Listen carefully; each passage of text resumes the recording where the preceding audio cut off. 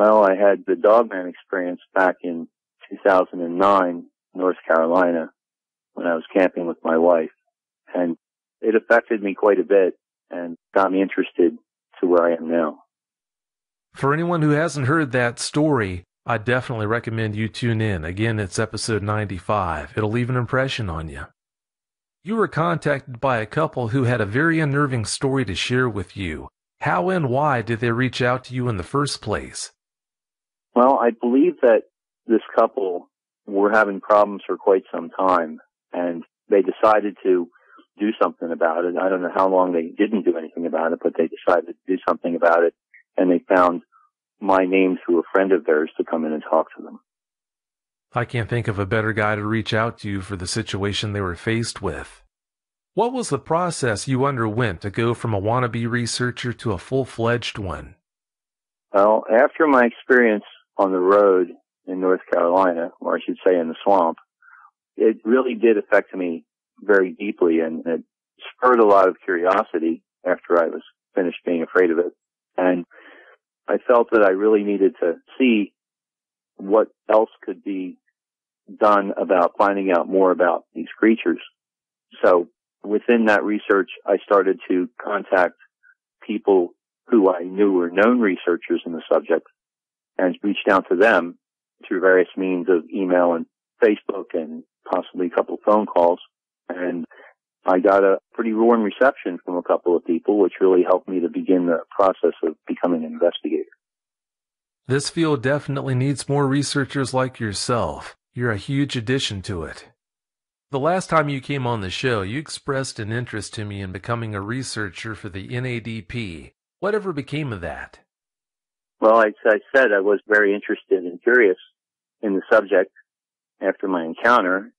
I reached out to Jody Cook at the North American Dogman Project, and we talked for quite a while, and he gave me a position as an investigator for the project. So now I'm basically covering the Philadelphia area from October to May and Northeast Vermont from June to September. The NADP is really a great organization, and if anyone wants to make a report, they're definitely the ones to contact. They have loads of experience, and I'm very proud and excited to be connected with them. It was really because of my connection with the project that the farmer contacted me, and he felt confident that he would be taken seriously. As the farmer and I have a mutual friend, and that friend is who I told of my connection with the project, and I believe how that all came together was through that. Dave, I know I'm not the only person who's wondering this.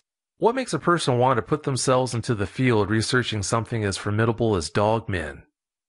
I think overall it's curiosity.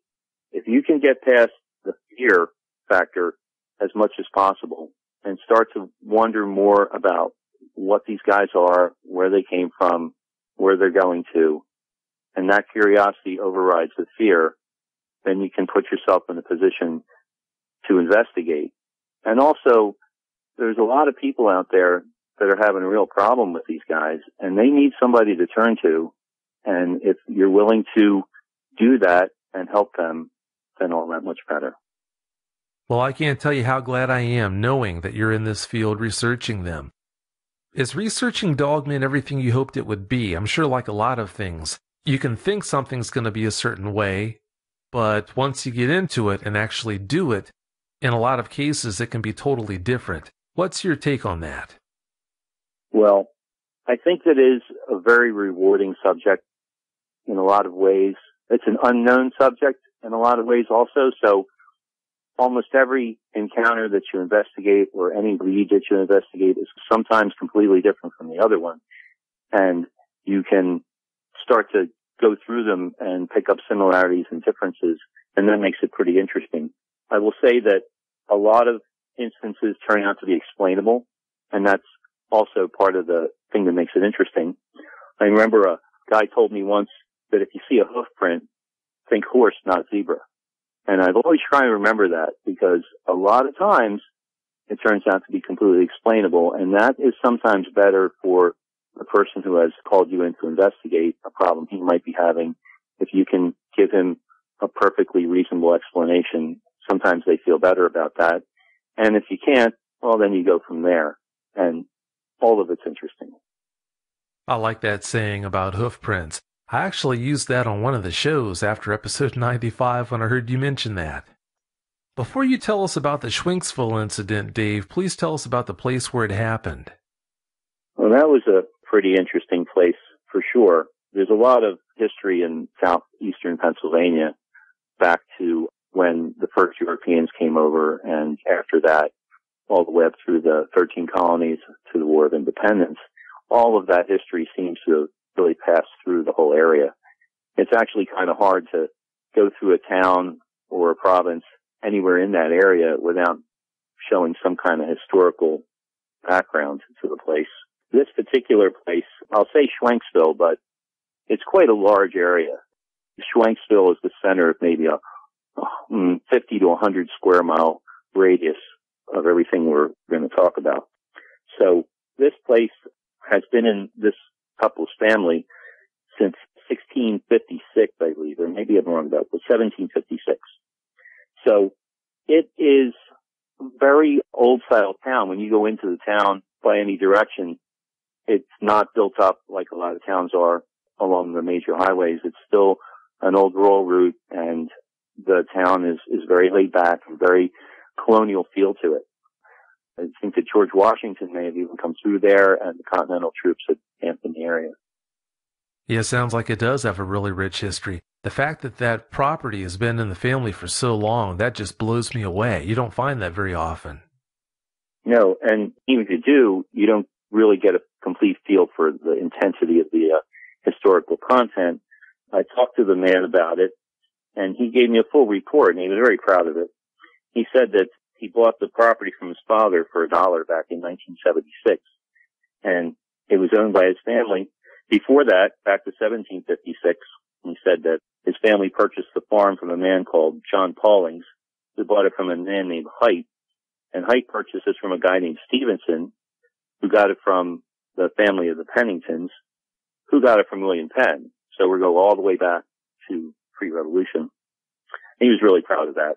So basically, like everything on the East Coast, it was, I don't want to say owned, but it was inhabited by Native American tribes in the area. And then William Penn took possession of the area of Pennsylvania. And then through that, this family became ownership of the land. Something else about the area was there's a creek that runs through the area called the Perkiomen. The Indian word for that, meaning for that, is muddy waters. They also used to call it the Perquimink. That roughly translates to the place where we were frightened. And I thought, no, that's good. Oh, I'll bet you did.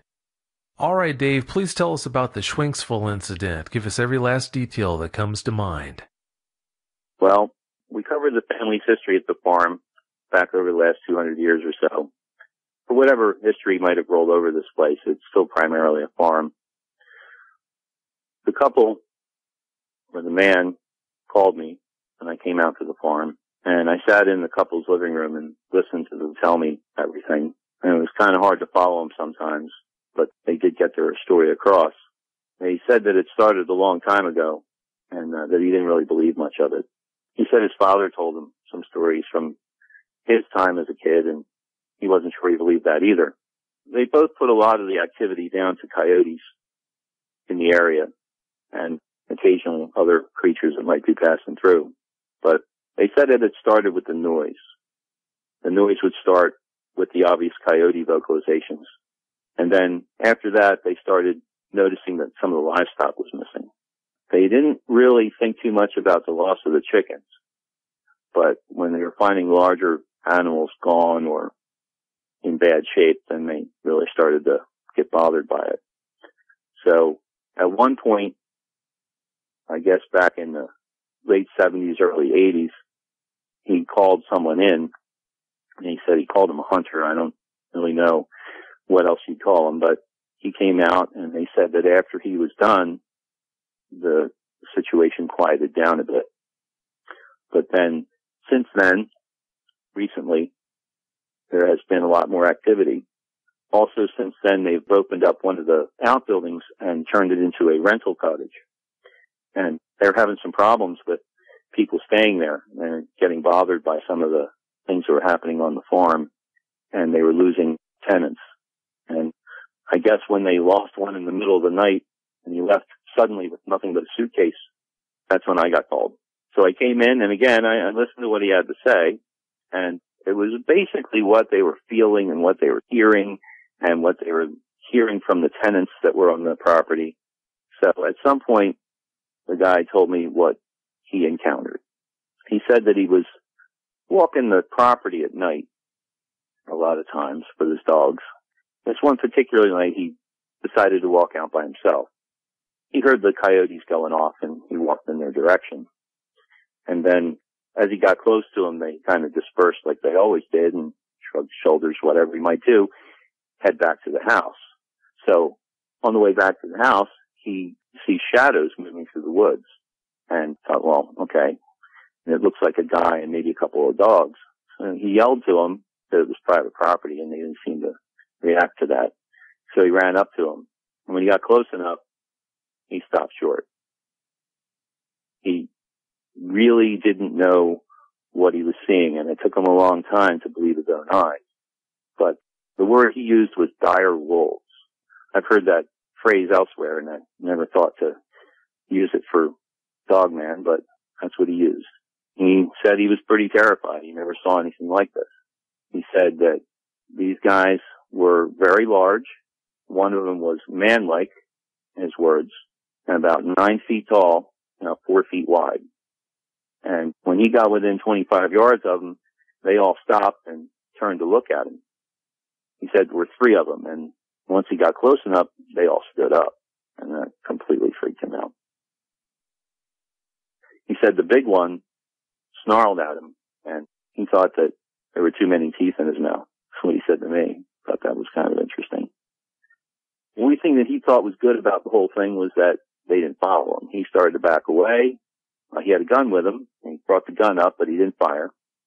And he started to back away, and they didn't follow him. And as he got back far enough, the 2 smaller ones dropped back down to all fours, but the large one stayed standing. And as he got back to the house, they just moved off in the same direction they were going before. I guess I could have mentioned that around this farm, on either side of it, one side, there's some game lands, and on the other side is a dairy farm. And they were going in the direction of the game lands. So he went back to the house, and he decided not to say anything to his wife until he was a bit calmer. And then he related the story to her, and they talked about it for a while, and they decided that they needed to get somebody out here and take a look at this. So that's where I came into the story. I listened to their story, and then I had to decide what I was going to do. When you were sitting there talking with that couple, Dave, did you ever get the impression that his wife might not have bought into his story 100%? She was looking at him pretty intently. Maybe part of that was because he hadn't related a lot of the story to her that he had just related to me. But after a while, she seemed to nod in agreement with him. Then she had a comment to me, and she said, well, if my husband saw something, then she's learned to take his word for it. So I guess she bought into it at some point. Oh, well, that's good to hear. I know that's going to be a huge help for him. So that we can better understand, what's the layout of that property like, Dave? Things like what kind of topography is there? Anything like that that you can share is what we're looking for. Well, it's pretty far away from any town in the area. It's about 350 acres, pretty big farm. It's bisected by a couple of roads. It's mostly flat, but there are some hilly sections which contain substantial woods. And there's a lot of trees on the borders of the property. There's a lot of outbuildings, barn and the rental cottage and some other buildings in the house. There's also a lot of trails through the property.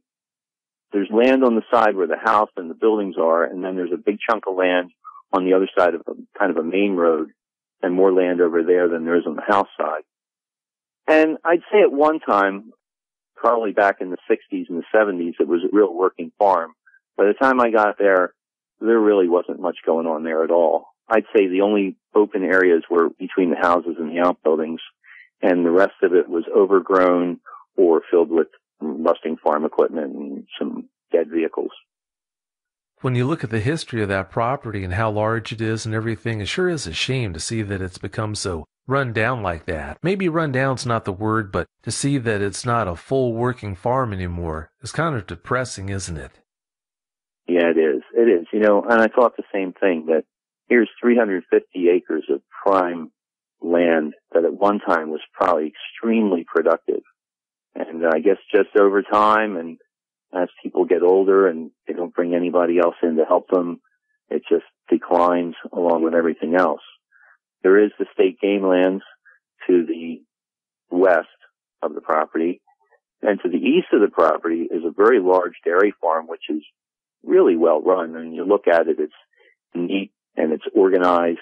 You run into farms where everything's haphazard, but then you find these farms like this one where everything is very well laid out and taken care of. And I got a really good feeling from that farm, and I thought that maybe at one time this farm was like that, but not now. It sounds like a really neat area. What kind of moving water is in that area? Are there many creeks and streams? There is. There's the main creek, the Perkiomen, which is, I'd say, about 2 or 3 miles from the property, maybe more. The creek meanders quite a bit, so there are times when the property gets closer to it than others, I guess. There's a couple tributaries to the Perkiomen. There's one creek that runs through the property. It's quite small, maybe just a couple inches deep at times. And I believe that's a tributary to the Perkiomen as well. Yeah, dogmen would have everything they need then on that property. What more could they want? Well, there's a dairy farm, if they like milk. Yeah, I don't think that comes into the picture. At least hopefully not. Have you heard about any neighbors or other residents in that area seeing dogmen before or since the Schwenksville incident? No, not at all. I haven't really talked to anybody. I don't really know anybody from that area. I do know someone maybe 5 or 7 miles away in another town, but never anything like that at all. I have not been contacted by anyone, so this is really an isolated incident. Well, that's a good thing then. Please tell us about the researcher Tom you spoke with and his friend Brian, who did a little bit of researching on their own on the farm. Well, I took the report from the couple, and I decided that I would talk to a couple friends of mine and see if they'd be interested in doing some more in-depth research.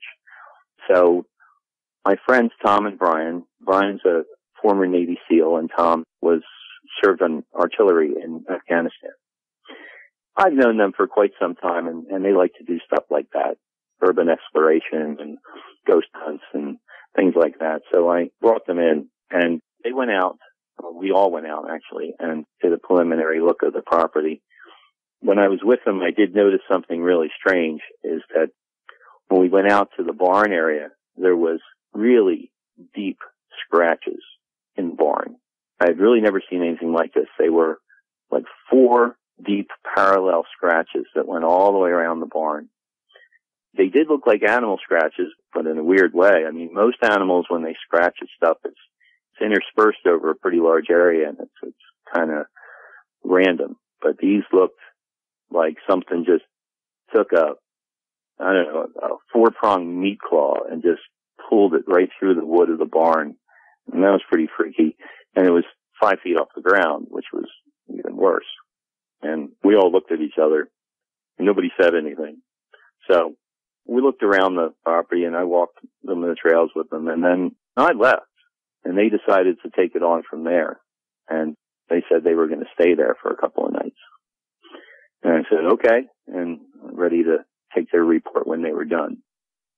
I never will understand why dogmen like to do that so much. Maybe it's just the fact that it intimidates you so much when something gouges the wall of a house or a cabin or a barn like that. You talk about creepy, that's just over the top.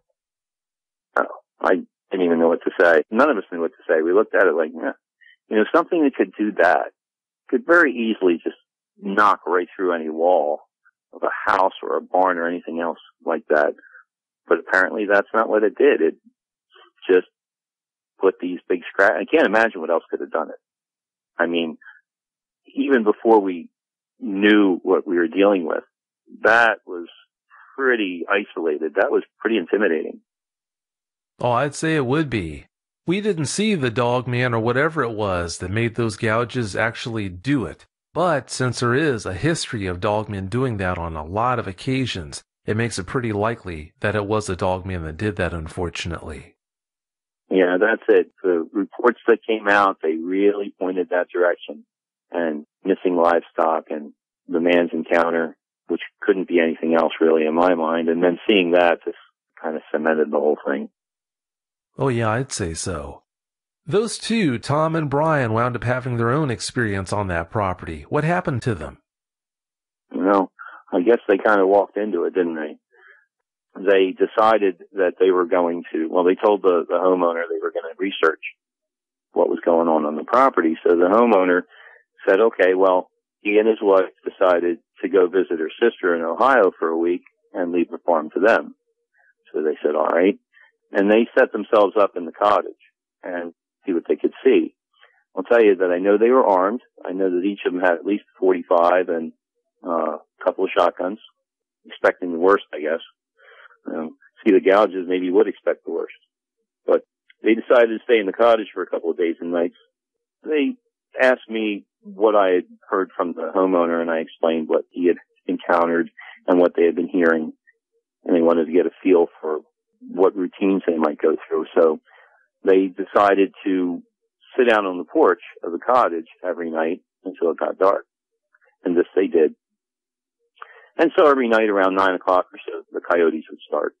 So the first night, the coyotes went off and they left the porch and looked in the woods and approached the wood line. The coyotes stopped and ran off. And they said, okay. They did think they saw a couple of shadows in the woods, but they thought maybe that was the coyotes themselves, and everything seemed to calm down after that. Went back to the house. So the next night, they went out when they heard the coyotes, and they definitely saw shadows moving through the woods. They stopped and they asked each other what they were feeling, and it was not a good feeling, apparently. So they went out deeper into the woods this time, and the deeper they got, the worse the feeling got. At one point, Tom saw what he thought was a large dog eating something on the ground, and he didn't know what it was, and got a little closer, brought his gun up, and at that point he said the wind seemed to shift, and whatever it was turned and looked at him. He turned and looked at Brian. Brian lost his bladder. So they went in, they saw this guy, and he stood up, turned to face him. And he told me that he heard the legs make noise when he stood up. So at this point, I think I want to say something about my encounter back in North Carolina, because that's exactly what I saw. And I don't know what that is. They seem to stand up on their two legs, and their legs seem to pop into place. And the closest thing I can relate to that is I used to know a guy that had a dislocated shoulder. He could pop it out, which I have no idea why he'd do that, but he'd pop it out and then he'd pop it back in again. And it sounded just like that, except maybe 20 times louder. So I'm not really sure why they're doing it or what they're doing or what advantage they have by standing up, but they seem to all do it. And I'd like to know why. I'd like to know what it is that makes them want to stand up like that, what advantage they have doing that, and what the mechanism is. I'll tell you, it freaked me out back in 2009, probably more than anything else in the encounter, even though there were scarier parts. Well, back to these guys. Luckily for them, there was only one of them. They said he stood up, he shook into place, and showed his teeth, and snarled at them. They described the snarl as like a high-low growl, almost like a European fire engine, but in the guttural way. They thought also that there was way too many teeth in this guy's mouth. I mean, he growled at him, showed their teeth, and he's thinking, mouth like a shark. And way too many teeth. He told me he started thinking it was a bad idea to interrupt the guy's dinner. Well, He said he thought about emptying his clip. He really thought about emptying his clip into this guy, but he decided not to. And one of the reasons he said he decided not to is because it seemed to him that the dog man was looking at their guns. He was standing there, very threatening, but he was looking straight at the guns, as if he recognized them. I guess that's something. So he said after what seemed to be eternity of no one moving, he was just about to shift position, and the dog man took a step backward. And that's pretty amazing. He couldn't imagine that he was afraid of them, but he took a step backward. And then he took another step backward. And he dropped to all fours and started moving off. And they didn't move. They were just standing there looking at him. They were having kind of, a standoff. And at some point, the dog man decided to move off. So, I really don't know what to do at this point. I'm sure that it may have gone through their mind they're about to get ripped to shreds by some enormous creature, but that didn't happen. It moved off and started moving toward the dairy farm.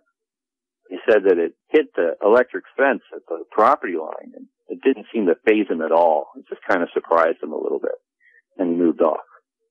And so he turned around just in time to see another one moving off from behind them and circling around to meet the first one. And this one hadn't made any noise at all. I'm really surprised by this. They also described this guy to be about 2 feet shorter and without so much of a pinched waist. So, might have been a female. I guess we'll never know. So, they left also, backed off, and went to the cottage and decided to see what would happen next. So, they were in the cottage, starting to relax a little bit, if that's the right word. Brian was upset. He told Tom he didn't know what that was. And, he's used to dealing with humans and couldn't figure out what that was. And then Tom told him that he might have to expect something a little strange. That's why I brought him out there. So they started to relax a bit in the cottage. And right about that point, they heard the most horrific howl they'd ever heard in their lives. Scared the crap out of them. And it was close. Just they're trying to think about what that might be or where it might be.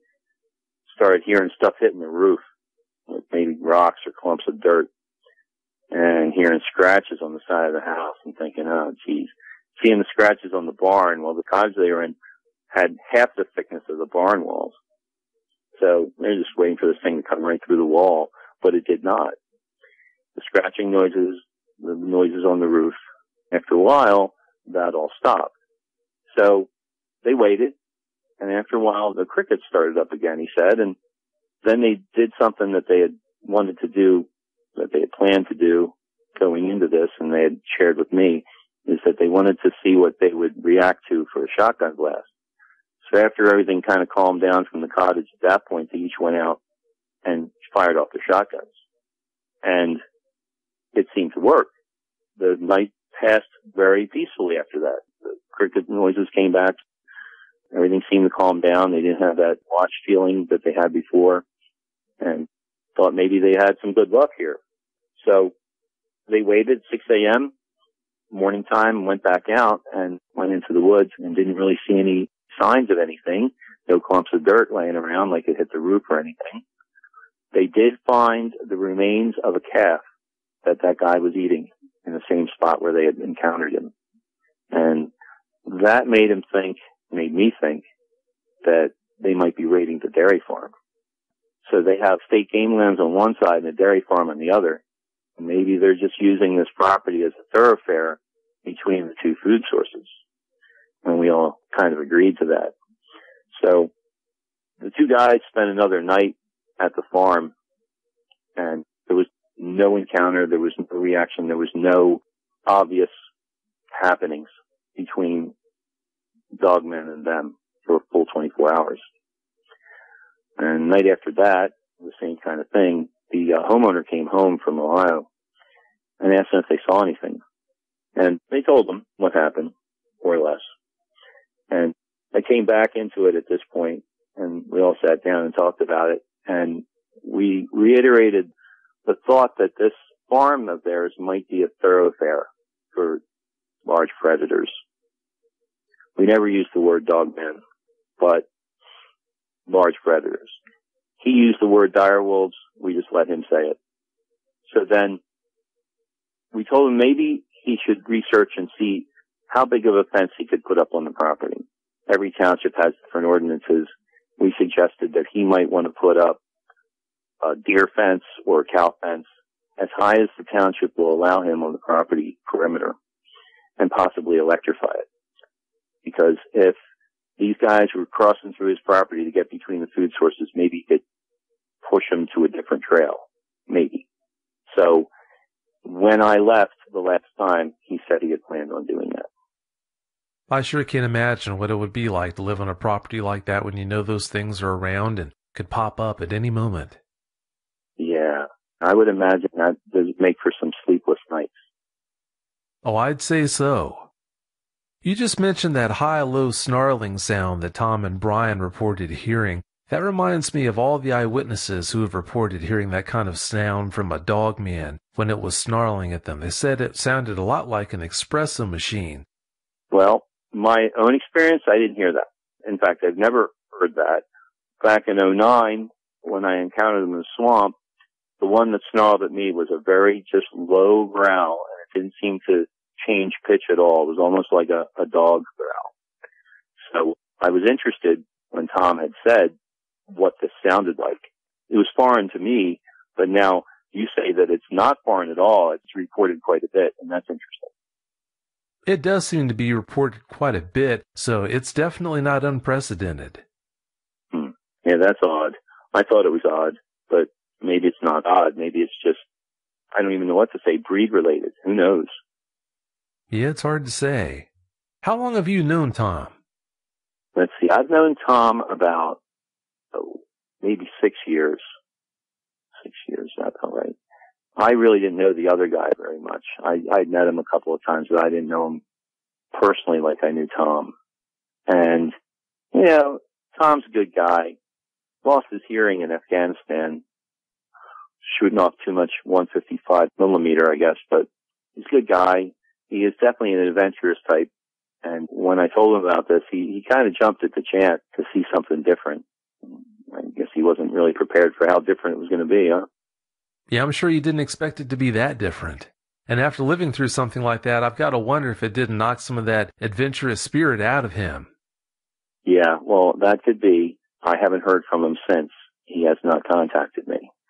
He didn't specifically say that he never wanted to see me again, as I've run into that before, but it seemed like we should be contacting each other and we're not. So maybe he's got to take some time with this. Yeah, it sure sounds to me like that might be what's going on. What's the current state of affairs on that farm, Dave? Well, I contacted the owner one more time after I had left to see what he was doing. And he said that he put the fence up. He had a professional fence company come in and put up an 8-foot fence backed by a deer fence. So it was kind of a wooden farm fence backed by deer fencing. And he was in the process of electrifying it. He has said that he's always armed. He's always got a pistol and a Bowie knife is what he said he carries with him at all times. But he told me that since he's put the fence up, he hasn't had anything close.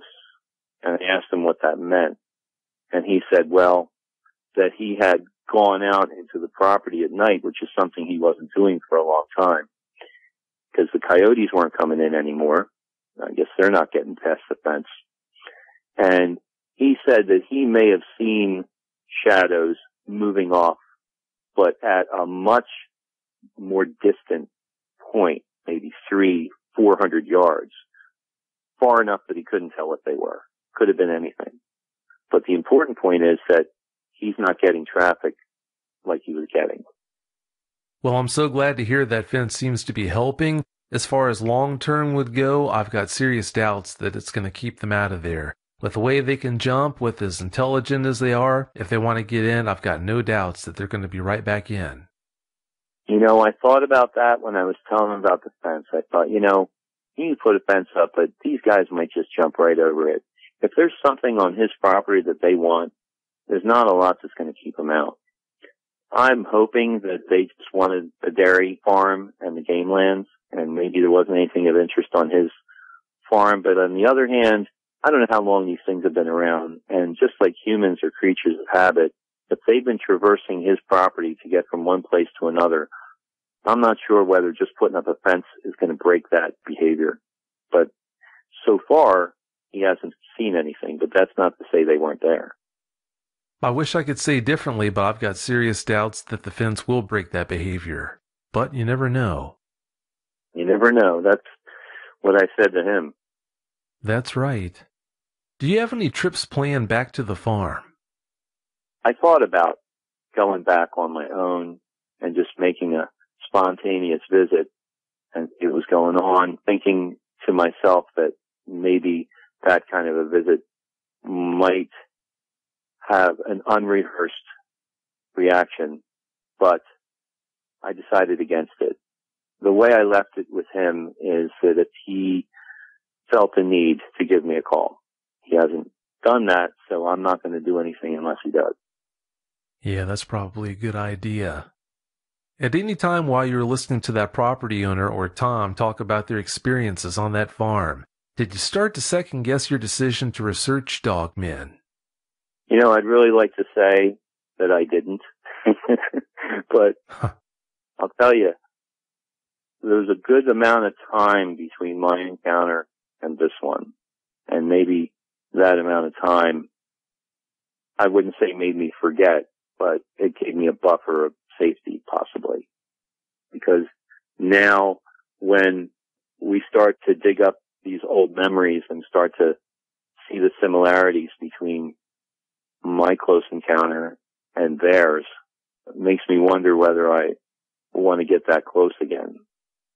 Oh, I can definitely understand that. I think you'd only be fooling yourself if you didn't admit that. Yeah, I think that I made the right decision to have someone else do deep investigation. I had said that I wanted to investigate the dogman, and I wanted to get involved with various groups to do that. And I think it's a good idea to go in and take a report and file it. I'm not quite sure whether it's a good idea to investigate each one in depth. You might get into a situation that you can't control or handle. You never know, again. You never do know. I agree. That's why it's so hard to understand how people can go out, especially alone, into the night into places where they know that dogmen frequent, without any backup plan or anything like that. To each their own, and if you want to do that, I've got nothing but respect for you, but I just can't understand that. Back when you were having your encounter that night on that lonely road, would you ever have imagined you'd be actively researching dogmen like this? No. At the time that happened, I had definitely thought that, again, I was interested. After the fear wore off, I was interested, but I didn't see myself actively searching them out. I never wanted to have another encounter, and if I was going to be researching, well, something like that might happen. But no, the answer would be I would never imagine myself actively searching them out. What you said before about people going out alone without any backup plan, oh, that's just crazy. If I was going to go out and do some serious on-hands research, I would never go alone. I'd always bring somebody with me. I would make sure that people that knew me knew where I was going and when I'd be expected back. I would bring a couple of days worth of equipment or supplies, because you never know what's going to happen. You might be out there, you want to be out there for a couple hours and it turns into an overnight ordeal. So you definitely want to bring some things with you in case that were to happen. And possibly weapon of some kind. I mean, I usually would do that when I travel around, but not always. So, yeah, investigating is pretty cool, and it turned out to be really great, but I think that you need to consider a lot of safety procedures going into that. It's only prudent to do that. You know, Dave, I read you wrong. When you told me you wanted to start researching dogmen, I had the impression that you wanted to go out and beat the bush and look for them, but from what you're saying, I get the impression that you don't want to do that as much as speak with eyewitnesses and document the information that they have to share about their encounters. Is that accurate? In a way, I think that I want to try and balance the two and not 50-50 either. I think that I really want to talk to people about their experiences and try and help them get through them on one hand. And on another hand, yeah, I would like to get out there personally and check it out, but I think I'd like to do it in a less random way. This particular incident was fortunate that there were two guys ready to go out there and check this out, not knowing at all what they were going to come up against. I mean, there was a little bit of background there, but their encounter turned out to be maybe worse than the other guy. I don't know. I don't even know how to describe it. I wasn't there.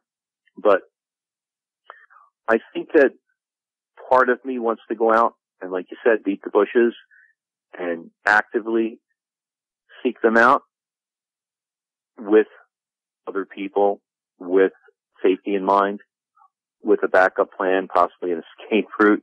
And I would like to do that.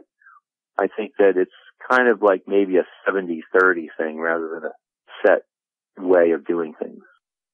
Well, you've got a great head on your shoulders if you do decide to go out and beat the bushes looking for these things. I can't imagine a better person to be out there doing that, so I think you will have good luck if you do decide to do that in any capacity.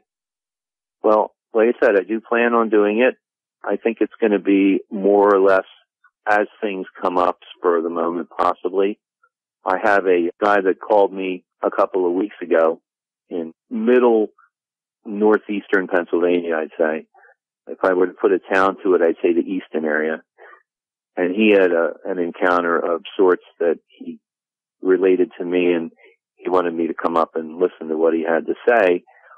And I know the area pretty well. My mom grew up in that area. And that is an instance where I think I might want to check it out. There's a lot of strange history up there as well. But from what he said and what he described, I think I'd be interested in going out on that one. Well, if you do decide to head that way and research it, I hope it turns out well for you. Well, if I do, and it does, you'll be sure to hear about it. Well, I appreciate it. Yeah, please do keep me in the loop. Well, Dave, it's about time to wrap this thing up. Do you have any closing comments you'd like to share? Well, I gotta say that this encounter was completely different from my last one. In a way, I guess I thought it out. I'm not sure that everybody should do that.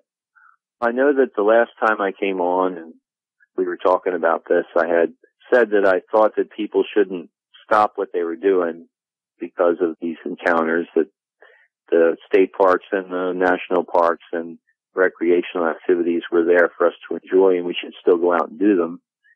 With that in mind, like anything else or any other negative experience that may happen, people just need to be more aware of their surroundings and take a look and see what might be in the area they're in more than they would. I know that I do that now. And with this, I actively went out to see what was going on rather than having a chance encounter. So there's a difference there, meaning you want to go out and have a good time with the recreational activity and be more aware of your surroundings.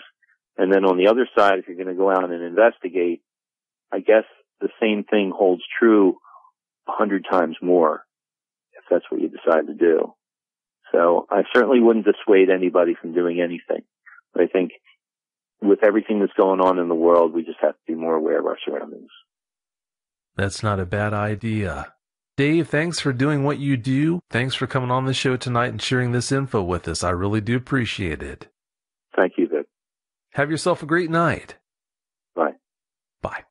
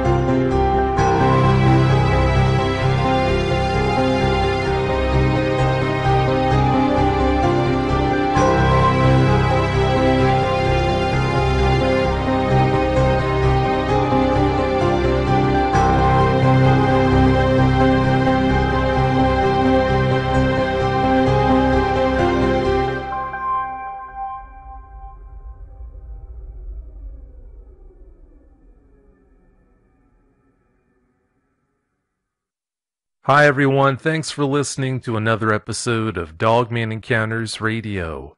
I'm Vic Cundiff and I'll be your host for the show. If you've had an encounter of your own and would like to speak with me, whether in private or on the show, please go to dogmanencounters.com and submit a report. I'd love to hear from you. Because of things I've got going on right now, I didn't have time to properly prepare a show for this week. So what I decided to do was, I decided to put together a Nothing But Encounters show for you. The encounters you're going to hear on tonight's show start at episode 78 and move forward until present time. If you were a guest on the show from episode 78 on and don't hear your encounter featured on tonight's show, please don't take that as a slight. I definitely don't mean it that way. For tonight's show, I just decided to air the scariest encounters. Starting things off for us tonight is Martin Fink, episode 78.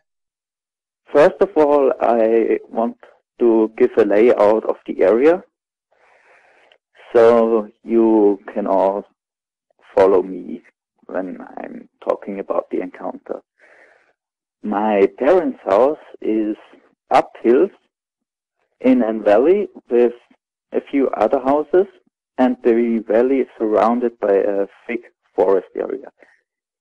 You can drive down hills from this valley. There are two roads, one to a little village down hills, and you have to cross a bridge before you get to the village, and the other road, it takes 15 minutes with a car to get to the city.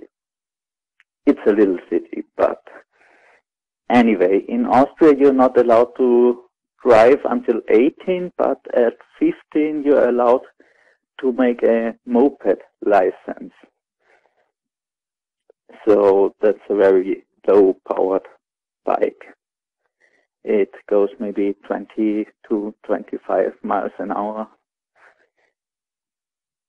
I was 15 at the time and I had my moped license, and I visited a friend down at the village.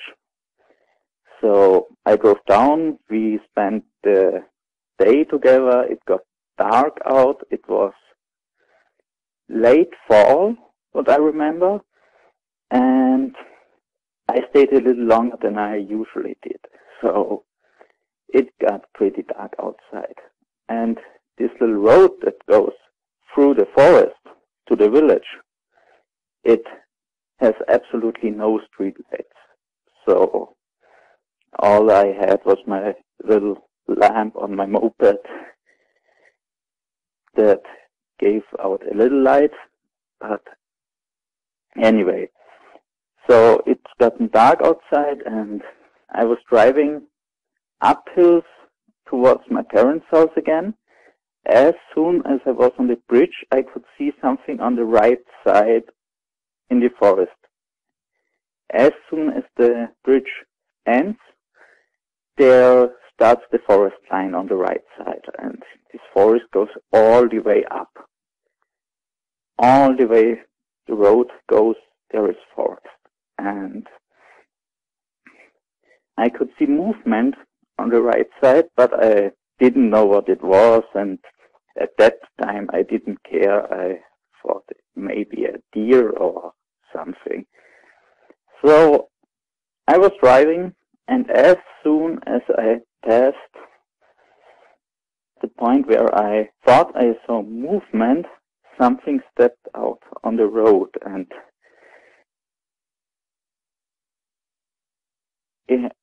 I only saw it when I looked in the side mirror, and I saw these these big yellowish eyes not far away from me, maybe 2 feet. And this thing, whatever it was, followed me halfway through the forest until we reached a little fork. A farmer has cut a little way into the forest and made a barrier there, like a railroad barrier that was always down, and this thing always stayed behind me 2 feet.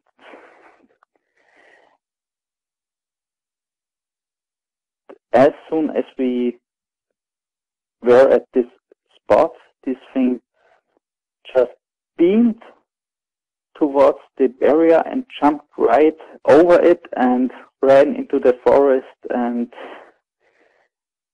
it was fast. It was maybe, my moped, as I already told, went 20, 21 miles an hour. This thing could easily have gotten me. It went 2, 3, maybe 4 times as fast as my moped. Yeah, that was my first encounter with this dog, man. I want to add, we don't have bears or wolves in Austria. We had one bear a few years back, but not in my area. This was on the other side in Austria, and he crossed to Bavaria and was shot. So we don't have bears or wolves, and why should a deer follow me so close behind for such a long period of time? It's not.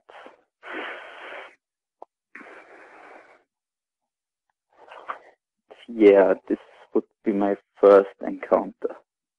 This thing didn't make any noise, just when it stepped out to the road.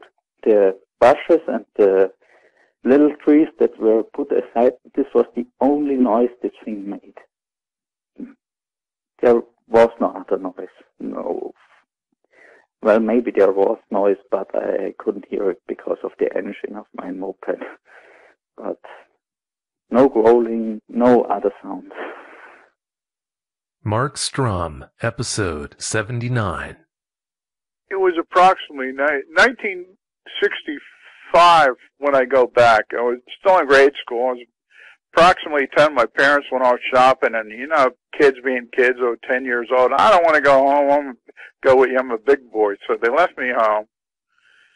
And I'm watching TV, you know, doing kid stuff, playing with my G.I. Joe dolls, which was a big thing at the time. And I had the idiot box on watching TV, and I'm just sitting there minding my own business. It's dark out, maybe about 8, 9 o'clock at night.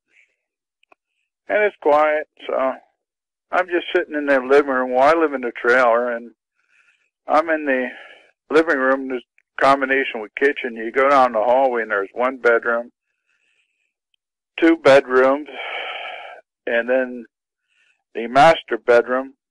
There's a bathroom way before that. But anyway, I'm sitting there in the living room. I hear this rapping coming from the back bedroom on the window. And I ignore it for a little bit, and I hear it again. All right, what the heck is this? So I get up out of the chair that I'm spinning in, and I walk down the hallway, and the curtains are drawn. And I hear a rap again. I open the curtains, and this thing is looking at me. And it looked like a giant wolf. I mean, I didn't know what to do.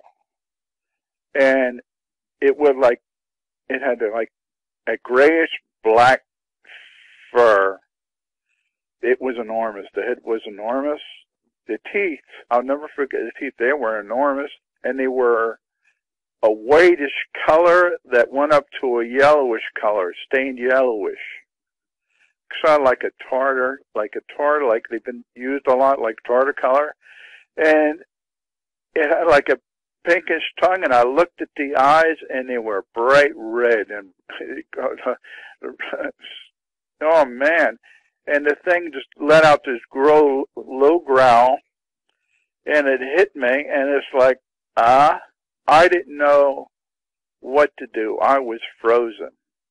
And I looked at it, and it had ears that shot up on either side of his head that looked like a timber wolf. And on top of each ear, there was 3 hairs. But it felt like it hated me. For some reason, it hated me. It was full of malice. Like, if it wanted to kill me, it was going to kill me. And it just stared at me and stared at me and stared at me. And I looked down, and the thing was standing up. It wasn't leaning, it was standing up.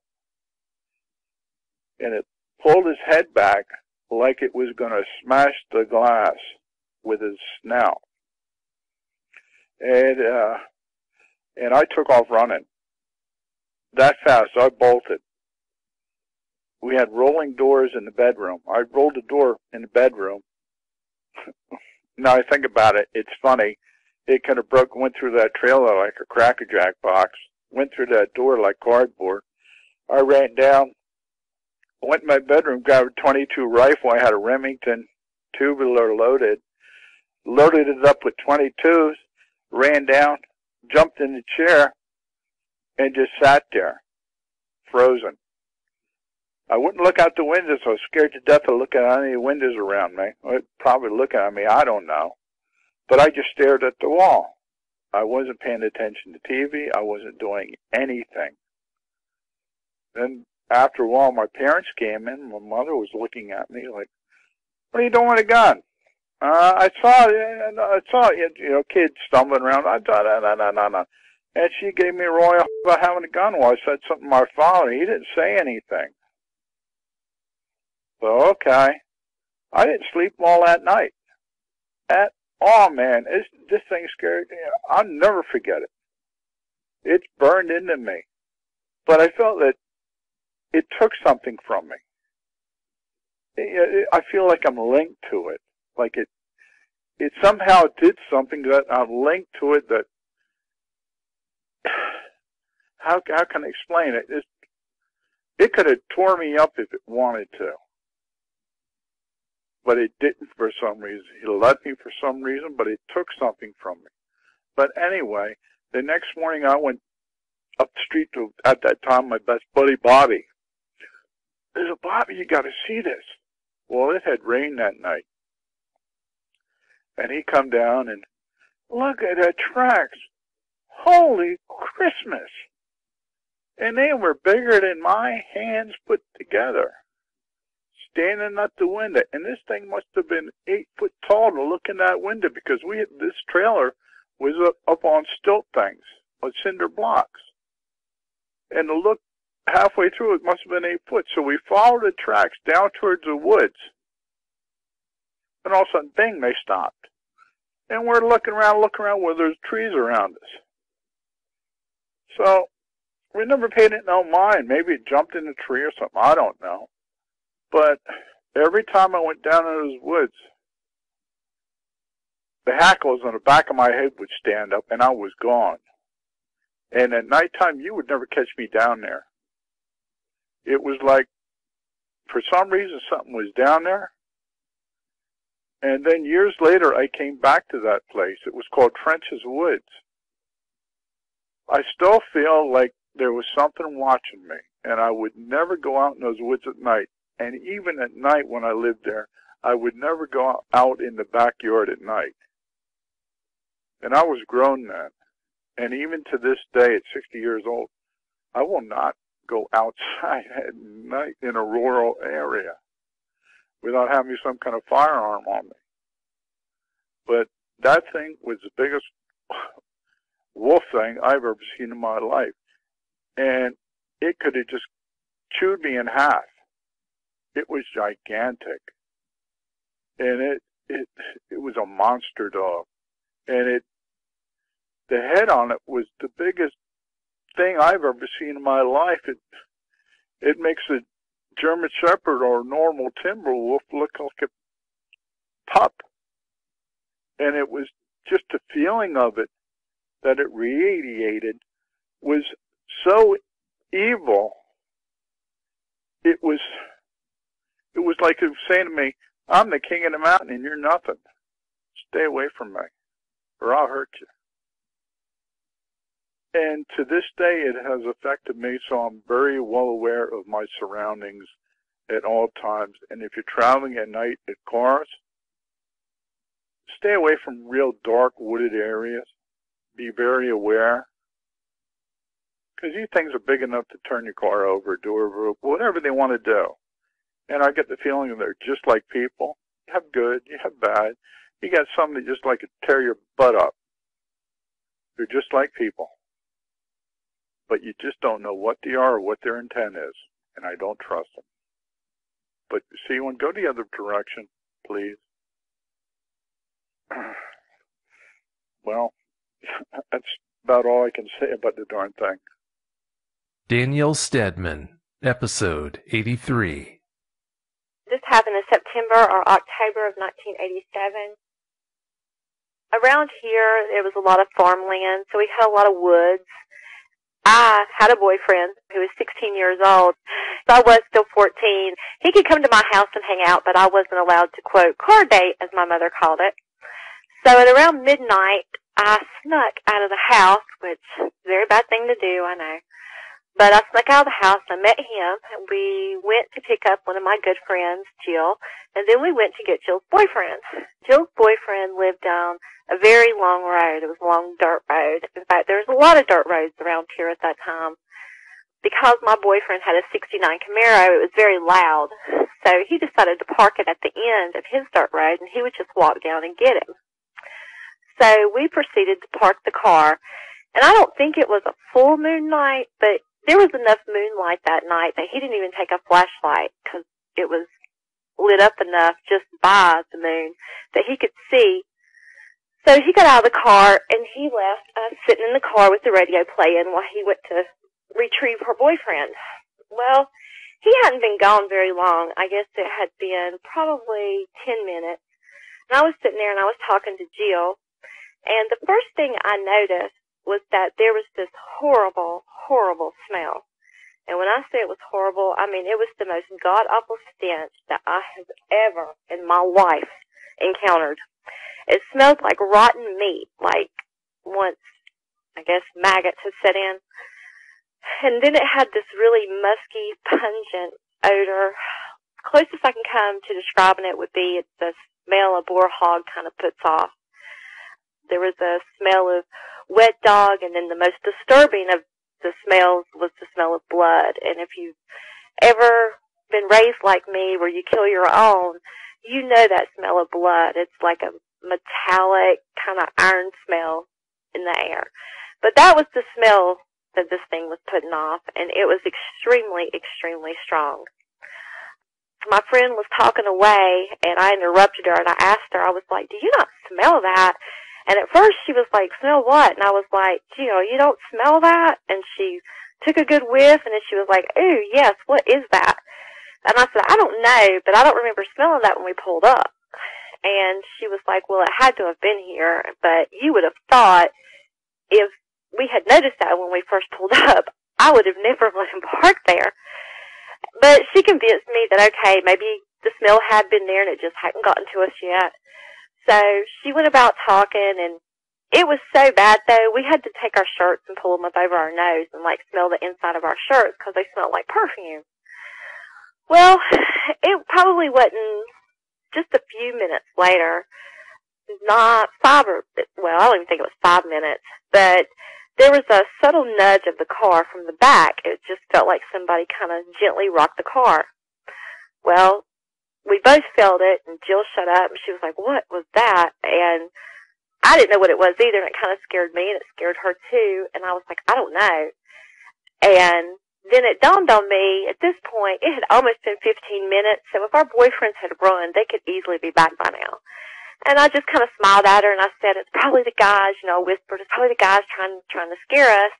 And she was like, well, let's just ignore it, and, we'll just act like we didn't even feel it.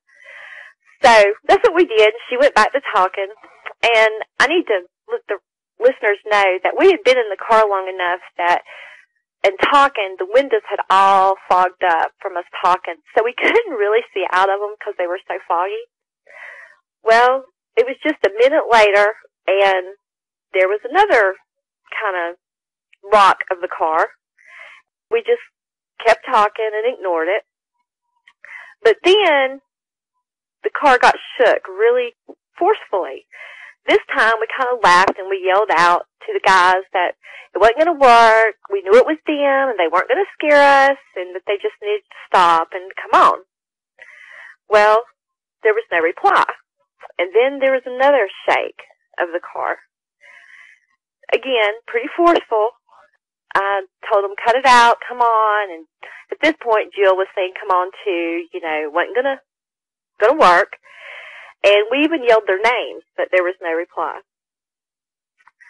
Well, the next time the car shook, it came from the front, and this time it was downright violent. I remember Jill and I, at that point, we both kind of quit smiling because it was shook hard enough that I thought, I'm not so sure my boyfriend would do something like that to his car. And at that point, we started trying to look out the windows. And like I said, this car was an older Camaro, and he had just put a lot of money into it. I know it sounds silly, but I didn't even want to take my hand and wipe the fog away from the windows because I knew he would fuss at me for getting fingerprints all over it. So we were just kind of straining, trying to see out of the windows. But we really couldn't see anything. This time, we yelled at them again, okay, it's not funny. They've scared us, ha ha. Get in the car, let's go. Because we were still thinking at this point that it was our boyfriend. Well, they didn't answer us. Like I said, that was beginning to really scare us. So I cut the radio down to see if we could really hear anything, like hearing them laugh or anything, but we didn't hear anything. And again, there was another violent shake. And we screamed again for them to stop. They were scaring us to cut it out. Well, then we kind of said, guys, and when we said that, that's when we heard this very low, deep, guttural kind of growl. And it sounded like some type of dog or something. It scared the crap out of both of us because it just sounded so sinister and evil-like. And it was the type of growl that kind of resonates in your chest and it sends cold chills up and down your spine. And I remember the hair on the back of my neck started to stand, and I was really freaked out by it, and so was Jill. Sorry, I start to get really nervous at this point. It didn't really sound like an ordinary growl. I can't, like from an ordinary dog, I guess. I can't really describe it, but there was just something really troubling about that growl. I was like, what in the was that?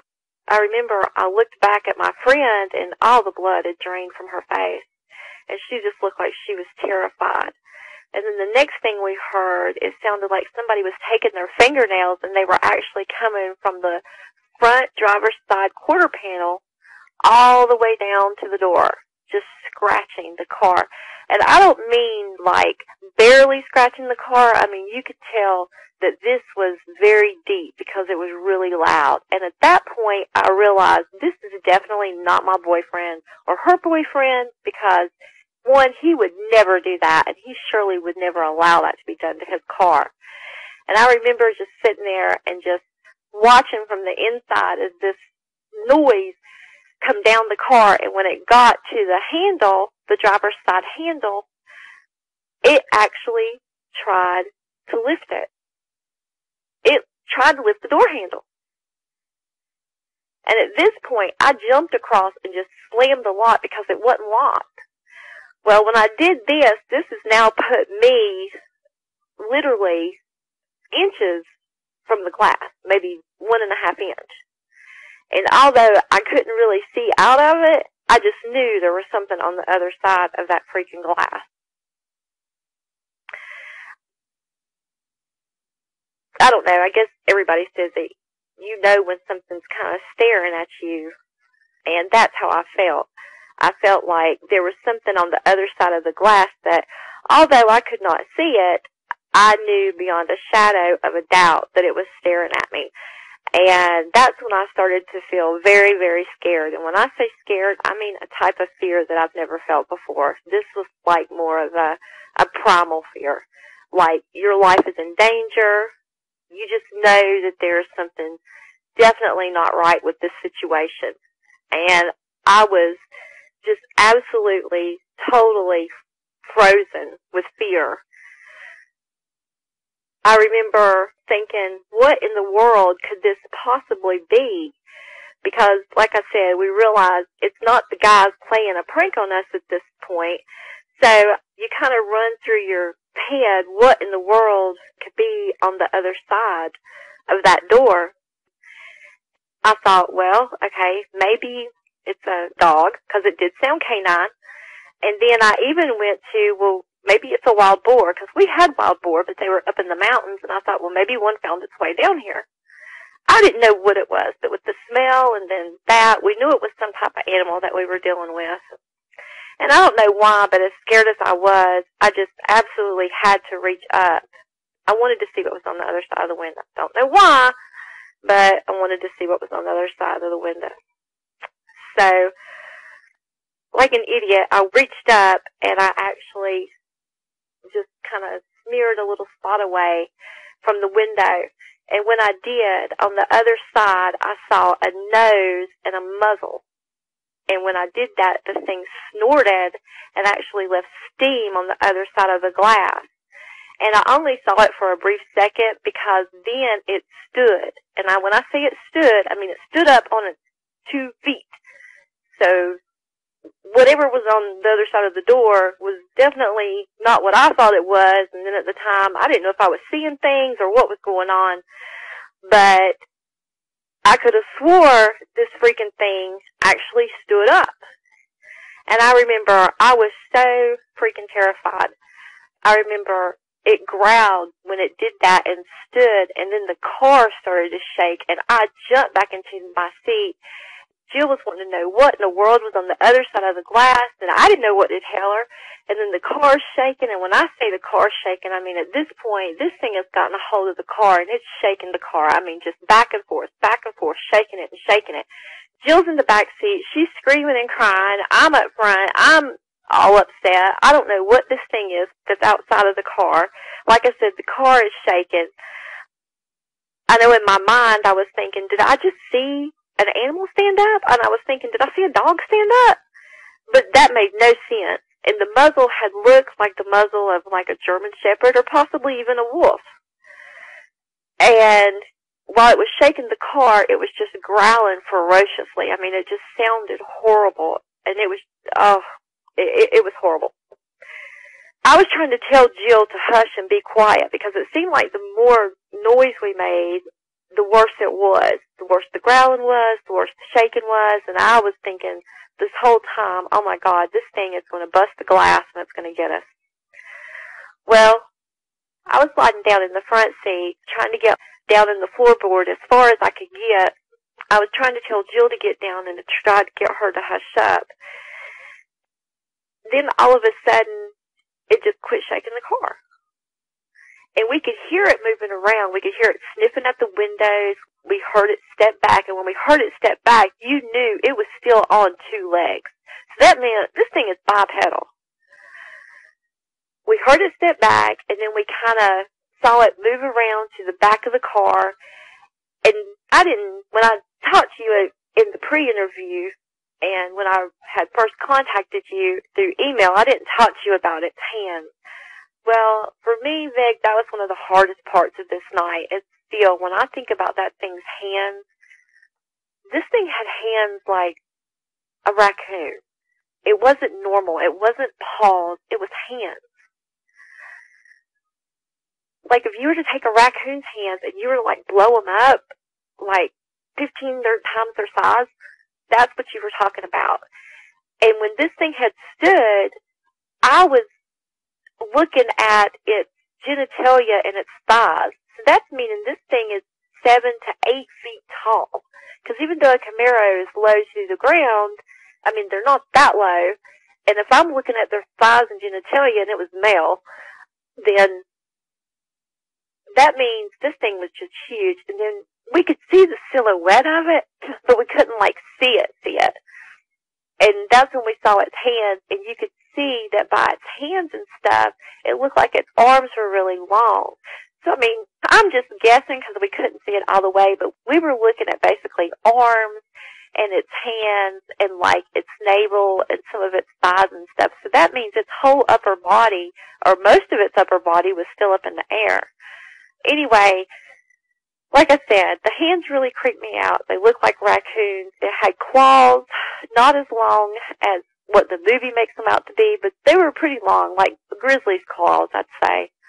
Which I guess that is pretty long, but I don't know. In the movies, they just make them ridiculously long. Then we heard it come down, so now it's back down on all fours. And then it started messing with the lock. Jill had calmed down a little bit, and thank God, because we could hear it. It sounded like this thing was trying to figure out how to unlock the trunk. And I was thinking, oh my God, this thing is trying to get in here to us. But again, I thought I had seen an animal. And in fact, I thought I'd seen a dog. Okay, what kind of dog walks on two legs and is intelligent enough to try to get in through a trunk? I mean, like they're trying to figure it out, like a human being would, like type of human intelligence. My mind was reeling. I had no idea what we were dealing with. All I know is I was terrified. Well, it was at this point that it also dawned on me that my door was not locked. So as scared as I was, and I was pretty far down in that car, in the floorboard, I reached up and I had to lock that door. On those old cars, anytime you lock them, they make a really loud sound. So I was hoping it wouldn't be that loud. But unfortunately, when I clicked it and it engaged, it was really loud. When that happened, it was like the thing quit messing with that lock back there, and you could hear it. It was like he paused, so it was like you knew he heard it. And then all of a sudden, he ran, and we could hear him ran on all four around to my side of the car. And it's sniffing. You can hear it on the other side, and it's sniffing at that door. Now, you talk about terrified. Now my fear level goes up even more because now I'm back to dealing with this thing, and it's on my side of the car. And again, I'm within inches of it, even though there's a car between us, and I can hear it smelling around my door.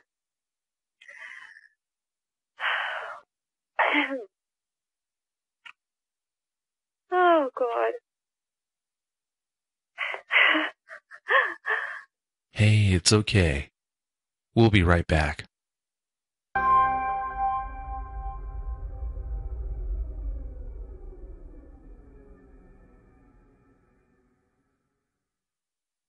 Anyway, now this thing's on the other side of the car door, and it's on my side of the car door, or I don't know how to say that. It was on my side of the car, just outside of my door, and you could hear it sniffing and stuff. And then it quit sniffing, and it pulled at the door. It tried to lift the door handle again. Well, I had scooted around and positioned myself so I could grab the door handle. So I grabbed the door handle. And as soon as I did that, this thing started really, really, like, grabbing the handle on the other side and trying to lift up and lift up and lift up. I mean, you could tell it was like a battle between me and this thing. And it started to growl again, and it was acting really, really ugly. I was holding on to that door with dear life, even though from what I've seen so far, there's no way if it got the door open, I was going to be able to hold the door. But I wasn't just going to let it come into the car either. So I'm holding on to the door, and now things are getting ridiculous again. Jill's screaming and crying, and at this point, I'm starting to get really upset, and I'm beginning to lose it, and this thing's growling, and the smell from it, and I mean, it was just too much, and I was telling Jill to shut up at this point and just be quiet because she was making it worse, but she was just hysterical, and I just lost it. I started screaming and crying myself, and then I started yelling at it to just quit and leave us alone and go away, and Jill started yelling for it to quit and leave us alone and go away. Believe it or not, all of a sudden, everything just quit. Dead silent. It quit pulling at the door, and everything just stopped. We sat there, not even a minute, and Jill was like, do you think it's gone? Even though we hadn't heard it run away, I didn't know if it was gone or not. I was like, I don't know, because we had been crying, so we couldn't really tell if it ran away. If so, we hadn't heard it. I was like, I don't know. we were listening for like sniffing or breathing or anything, and we just couldn't hear anything. About another minute passed, and I realized what I was going to have to do is I was going to have to, again, reach up and try to see out the window to see if it had left. And I was really dreading that. I really did not want to look out that window. But I repositioned myself because I was far enough down in the floorboard that you wouldn't have been able to see my body without putting your face up to the glass and looking in and looking down. Well, anyway, I positioned myself, and my hand, I remember my hand was really numb from holding onto the door, and I could barely use it. It was almost asleep, but I turned myself, and I just swiped a little place away from the window again, and then I was going to have to peek my head up just to look out that window. Well, I real slowly went up to that little spot and just looked out of it. And when I lifted myself up high enough to look out, to my ultimate horror, I am now looking into the eyes of two of the deadliest eyes I have ever in my life seen. I was looking at a monster. It had yellowish ember eyes. It was huge. It was much bigger than what I thought it was. And I'm not really good at weights or anything, but I think I'd originally told you I thought this thing was 300 or 400 pounds. But when you think muscle mass and the fact that I was thinking this thing was 7 to 8 foot tall, I would bet this thing weighed 600 or more pounds. I'm telling you, its head was the size of a grizzly, and I'm not joking. It was enormous. I couldn't believe what I was looking at. To this day, I find it hard to tell you the fear that run through me. Because this thing was not supposed to exist. This was a monster. It had a really kind of like shepherd-like snout. It was dark. It was black. Around its muzzle and its eyes, it was starting to get little pieces of gray, almost like maybe it was aging.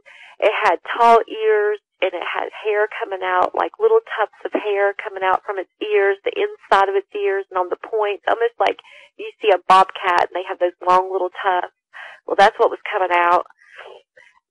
I was so close to it, Vic, I could see it had scars. It had a scar all the way across its snout, and then it had another scar across its right eye. So I don't know if it got those scars perhaps killing something or perhaps fighting. I don't know. If they do run in packs, maybe it was fighting another pack member. I don't know. But when I say this thing was huge, it was huge. And I mean huge. And it was just looking at me. And you almost felt like it was just looking through you. And I remember, I remember in my mind, I was sitting there thinking, no, this can't be real. This is a mythical creature that isn't supposed to exist, something that Hollywood made up. And I was sitting there, and the only word I could find for it in my mind was, I was looking at a werewolf. I was face to face with a werewolf on the other side of the glass.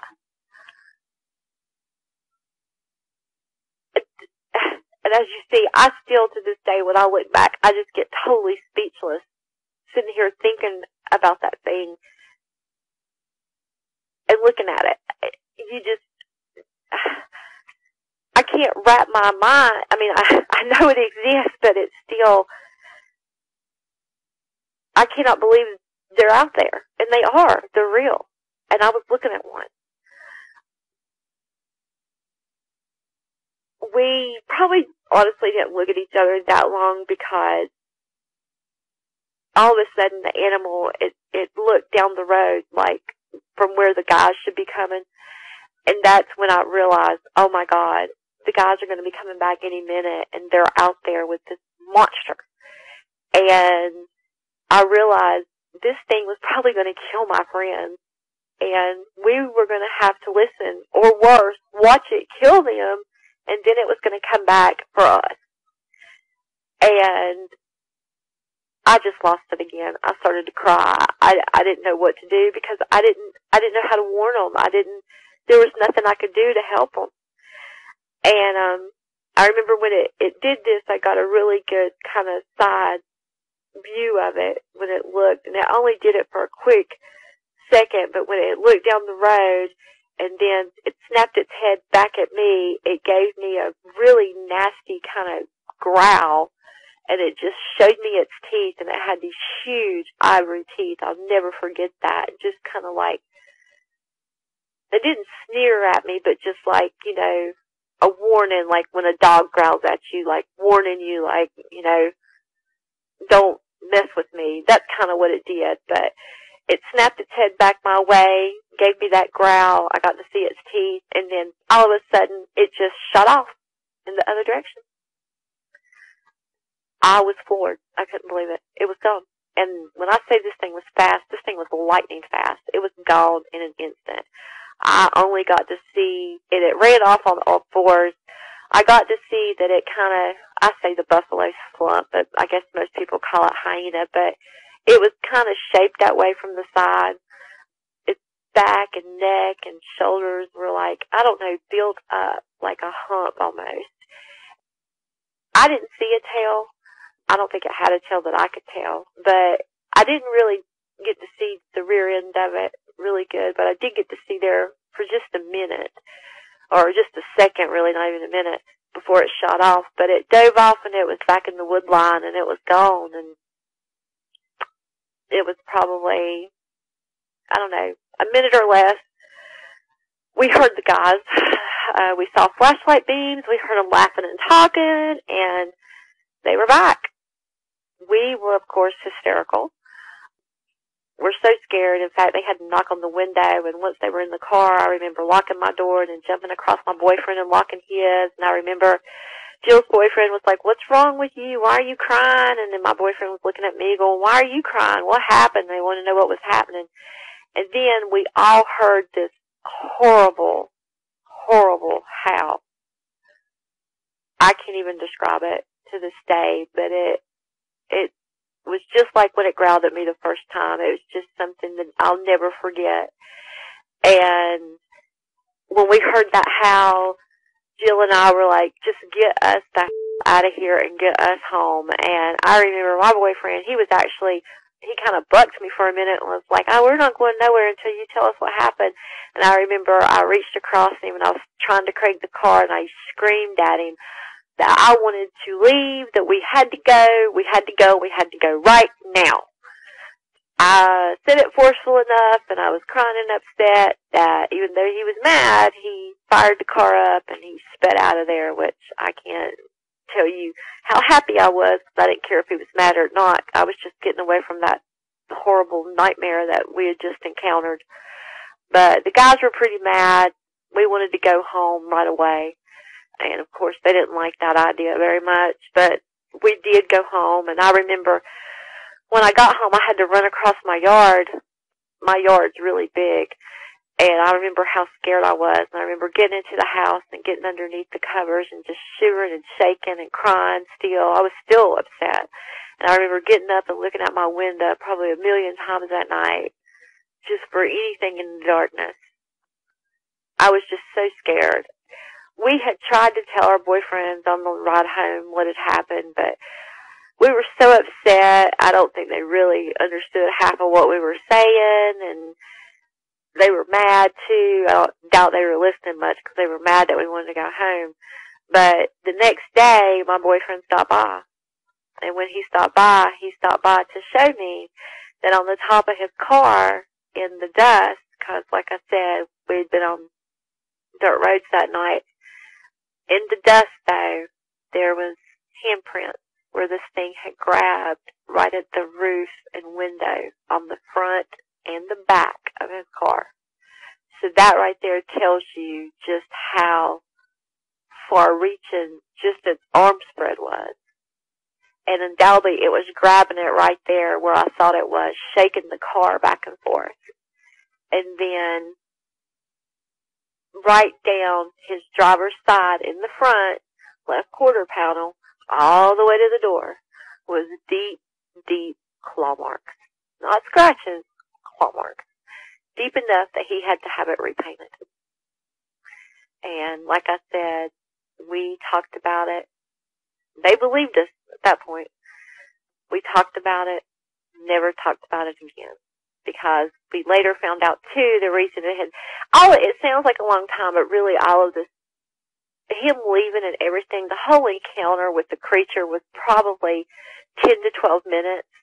And he was probably gone 20, 25. And the reason he was gone so long is Kim's boyfriend, they had something bothering their horses and had some cattle killed. And we all agreed that what they thought was killing cattle was not killing the cattle, that it was probably this thing. So that's what happened to me that night. I will never in my life forget it. Cliff Humphreys, episode 84. Yeah, I've been hunting all my life. And one morning, I decided to go over here across the street from my mother and daddy's place. It's a pretty good section of woods. And I've been going out there ever since I was about 6 with my dad. And I was just going out there to shoot some deer. And anyway, as soon as I got over in the woods, I noticed, and this has happened to me 4 or 5 times before. It's kind of strange. I got over there, and it was totally quiet. Like, not even a cricket. Nothing, like the woods were void of life. It's a strange thing, and I'm sure if anybody's done much hunting, if they've done a pretty good bit of hunting, they may have seen this in their lifetime. But anyway, I decided I was going to go on and go to my normal spot. And I slipped most time. I sneak and take my time.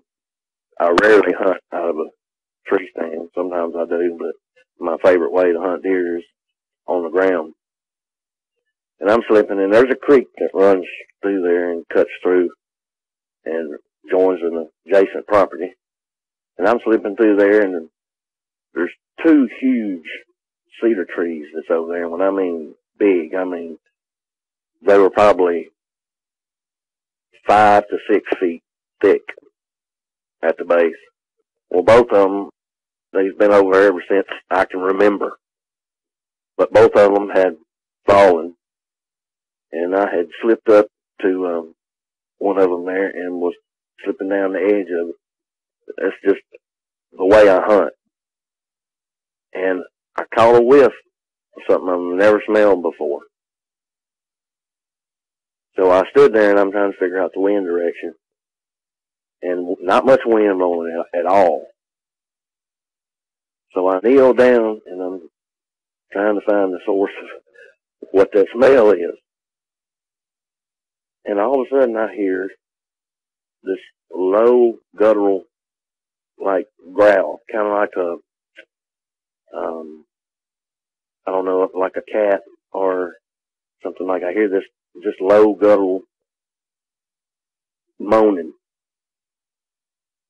And I can tell this, I'm beside this big cedar tree. The other cedar tree is about 15 foot on the other side of this one that I'm talking about. They're laying perfectly parallel to each other. Like I say, about 5.5 foot off the ground. So I'm knelt down, kind of leaning myself up on some vines there. And all of a sudden, it stands up and just goes back to me, totally black and massive built. I mean, basically like a bodybuilder. And in my mind, I knew what I was looking at, but I'm sitting there questioning what I'm looking at, because there's no black bear or anything like it. I knew that's not what it was. And about that time, there's a swamp rabbit about 6-7 feet away from me to my left that took off. And they make a certain sound when they're spooked. I don't know if other people, I'm sure other people have heard this. But it took off running. When it did, that's when he turned around, and that's when I got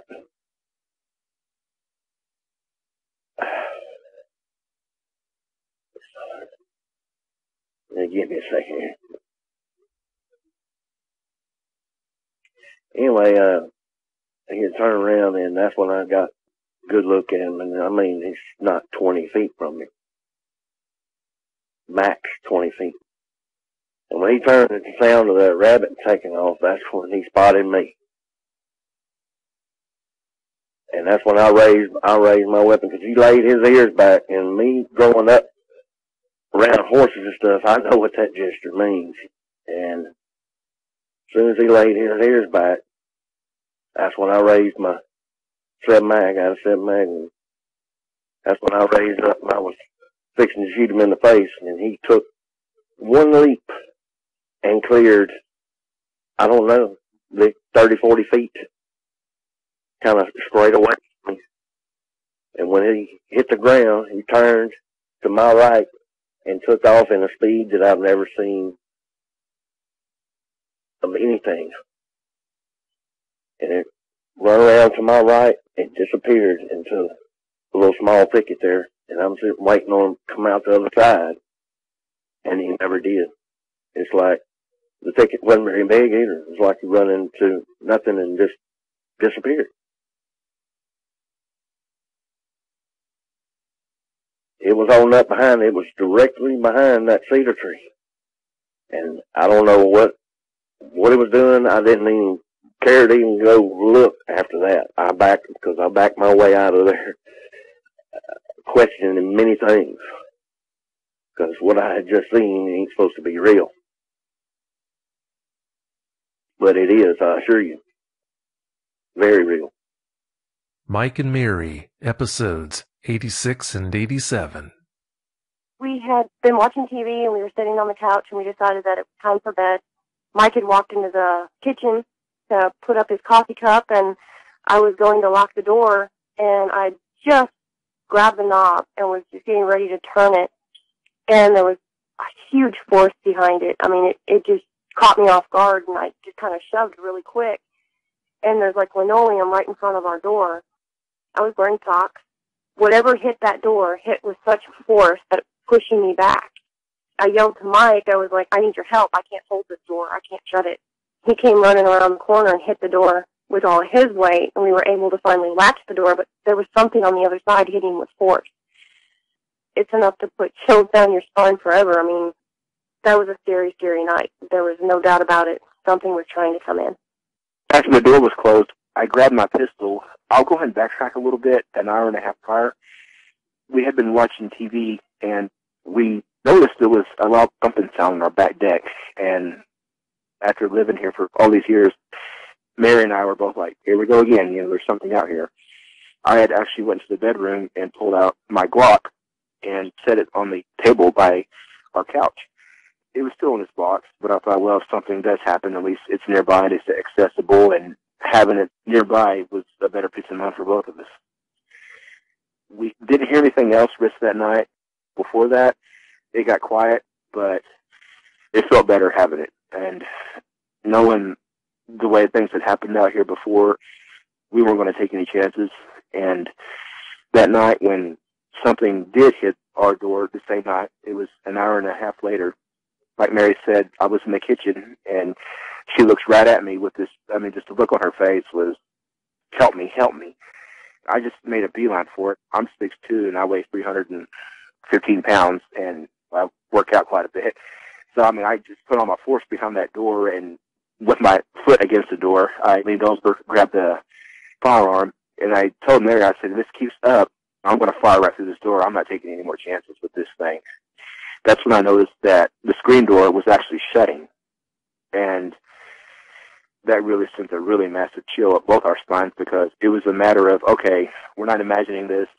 This is real. The screen door just shut, because we could see it through our other door, through our main door. The really scary part was, okay, whatever it was has backed off, but where to go? Is it going to be standing in our yard when I open this door? Where's it going to be? But I went on ahead and opened the door, had my firearm ready in case something did happen. I walked down the steps, and our dog, he was in his house. He was not going to come out at all.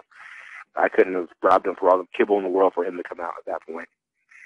I walked over there, on the west side of the house, and that's when I heard a crashing sound of limbs and branches breaking, like something had, after it pushed the door and we had started pushing back, it's almost like it jumped off the side of the porch and quickly went around the west side of the house and just made a beeline for the wooded area in our back part of the house.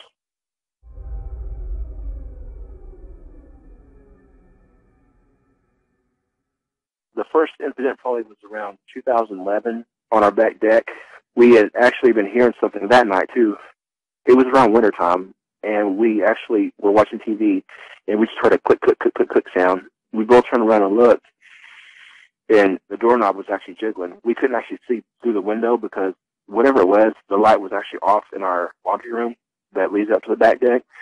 But, I mean, something was obviously standing there that was very dark. We couldn't really see anything, though, but what we did see was actually the doorknob being jiggled. One of our neighbors that lives on the other side, her house is actually about, I want to say, probably about a half a mile away if you go west of us, but in the same complex. Her niece is someone that I knew. So I stopped one day and said hi to her, and, you know, it's another one of those things where I just asked her, has your aunt ever seen anything weird that has taken place in this area? Her aunt lives alone. With anybody that lived out here by themselves, I can imagine if they've seen something, how much more alone that they feel. But she actually did say one night she saw something walk by her bay window out of the corner of her eye, and her back door actually started doing the same thing. It was jiggling. And she had said that what her aunt told her was that she had heard a snarl from behind that door. She's a tribal member, too, and we had actually discussed, well, what do you think it is? And she had said, well, she doesn't know, but she's open to the idea that whatever this was not a human at all and was probably into the realm of what lurks in the shadows.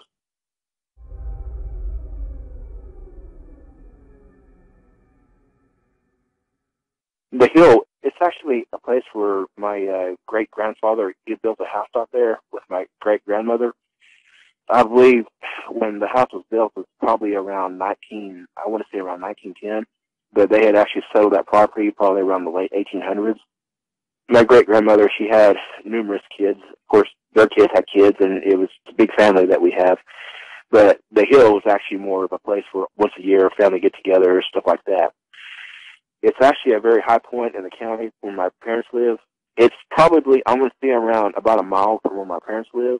And between there and my parents' house is real thick woods. There's a trail that actually leads to it. And I remember being a kid and walking that trail. When you're a kid, you could get away with walking the backwoods. It seemed like 30 years ago. But a lot of that changed, though, in 1983. It was during the summertime. Bear in mind, this accounts from family members that do recall what happened. A couple of them have passed on since then.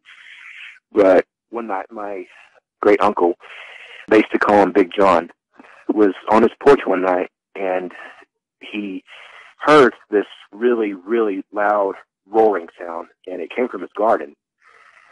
He gets up, he's looking down there, and, well, of course, I'm sure at that time he was probably sit there kind of bewildered as to what in the world is that. Well, not even 10 minutes later, where my parents lived, my grandfather, he had heard the same thing. When my grandfather went outside to go listen, he could hear something thrashing in the woods, like it was going through busted branches, and they all agreed that what they had smelled was something that smelled like a river bottom almost. I mean, just a really bad stench and a loud roaring sound. It never stopped either. I mean, they could hear it walking around all night long, just about. My grandfather, he had went back inside. He had gotten his rifle out. The way my grandfather had told me himself before he passed, because I had asked him a few times about it, and when this went on, I was just still a little kid. But what he had told me is when he had actually walked down to the fence line where the wood started, he goes, you know, I've been in World War II. I've been shot. I've seen combat. I've seen friends die. I've seen the worst of the worst and what it was like over there. And he goes, when I came back, I didn't have any fear of anything. Nothing scared me. He goes, but once I walked to that fence line and I looked into the darkness, even though I did have a weapon on me, I was chilled all the way to the bone. And because I can't even describe the amount of fear I had when I heard it growling, knowing this was something that can be explained. I believe it was probably around 8 or 9 of my family members and friends of the family that actually heard this thing on a nightly basis. This went on for probably around, I want to say, a week. When this started happening, though, word got around a little bit, but I think a lot of people didn't believe that something was actually going around that was that loud and couldn't be explained.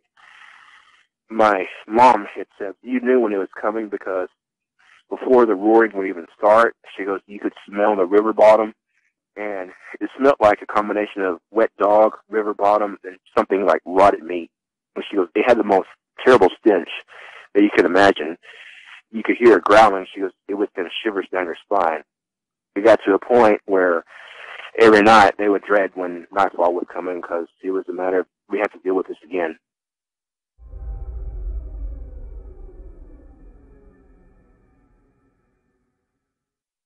A lot of the family members and a lot of people that are from the tribe, they come up there, and at that time they had camp houses out there where each family, they had a house built, and whenever they would have church services on Sunday nights, some of them who drove from miles away could stay in the houses, or if they decided that they just wanted a place to stay, that was a place where they could. One of the elders from the tribe, she was staying in one of those camp houses, but around the same time when this was going on, she had actually made her way to one of the outhouses. This was probably around, I'd say from the camp house to the outhouse, I want to say it was probably about 50 yards away. Of course, in the dark, it's even scarier. She had actually was in the outhouse and heard it, and she could hear it walking, which she described was its breathing was very labored. It was very big, and she didn't dare look out. I think she had probably stayed in there for maybe 2 hours until I think somebody had come looking for her going, what are you still doing down there? But the church wrote to my parents, it's probably around, I want to say that's about maybe less than a half a mile away. But that same area, I mean, it's a very open area. Throughout the years, some of the camp houses have been torn down.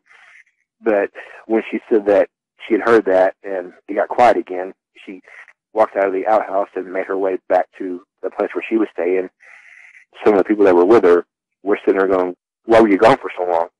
Well, later on that night, I forgot about this. They were sleeping, and where the yard light was for the church, they had actually seen something massive walking that blocked the light out that walks by the window. They could not explain what they were seeing, but all of a sudden, maybe not even 20 seconds later, the roaring started again behind their house on the church property. That night, my mom had said that she could hear it there, too. It really kind of baffled them because they're sitting there going, why is it on this side of the church property now? I mean, it's never gone up there before, until they realized that there were some people staying up there. I mean, it was almost like whatever it was had the sole purpose of terrifying everybody that lived within that area for a week straight.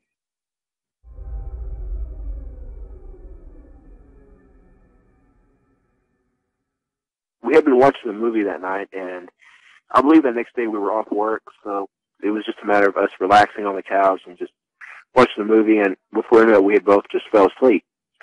When we had fallen asleep, we had actually left our curtains open. At that time, we still hadn't had our yard light put up yet. You could see on one part where our porch light hit, but on the other side where our curtains were open, it was just pitch black. Mary and I had been asleep for maybe 30 minutes. Something startled me. I mean, I woke up, and something just didn't feel right. I just thought, okay, well, I'm going to wake Mary up, and we're just going to head on to bed. I didn't turn my head, but I kind of shifted my eyes over to where the curtains were open, and that's when I saw two yellow eyes looking directly in our house, and the head, I didn't see the ears this time because it was still dark, but there was darkness, and in the center of all that darkness where our window was open was the biggest snout I had ever seen. It was really, really big. Its eyes were looking right at me.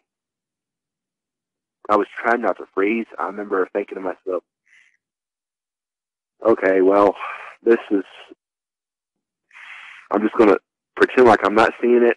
I'm just going to nudge Mary and say, let's go to bed. I had tapped her, and she woke up and looked at me. We had actually made eye contact, and I kind of motioned with my eyes, look at the window. I had actually told her, well, I'm going to go get the box and put it up so we can go to bed, which that was just basically, I was just trying to think of something where it sounded at least somewhat normal, which I hope she was going to read as I'm going to get the gun. I'll be right back. I had actually stepped in the bedroom and grabbed it, and when I was walking back, it actually was still pressed up against the screen, looking at us. I'll never forget as yellow as the eyes were, and we never saw any teeth, but it was almost like its face was pressed against the screen and was almost like trying to get a scent of our house. I looked at Mary and I said, okay, I'm going to go out the back deck and I'm going to flank it. I pull out my firearm and hit the back deck real quick. I'm walking across, and as I'm doing it, Mary said that all of a sudden what we had both seen in the window was no longer there, but she had heard something heavy running. I'll let Mary kind of describe the running part. He went out on the back deck, and it was just a few seconds after he was out there. I don't think he'd even made it to the steps yet, and I could hear just something out in that dirt. Right between our trees, we'd had a lot of erosion, and so there was a lot of grass missing, and something had been out in that dirt just moving quickly. And when it got over towards our cars, that's all gravel, you could hear it crunching, and it just tore off into the woods. I mean, he probably maybe missed it by 10 seconds, 20 seconds. I mean, it was a lot quicker than he was. And as soon as it hit the woods, the blackness it swallowed it up. There was just nothing to be seen. Yeah. I mean, it could have stopped 10 feet inside the woods and been standing there watching us, and we wouldn't have had any idea. None.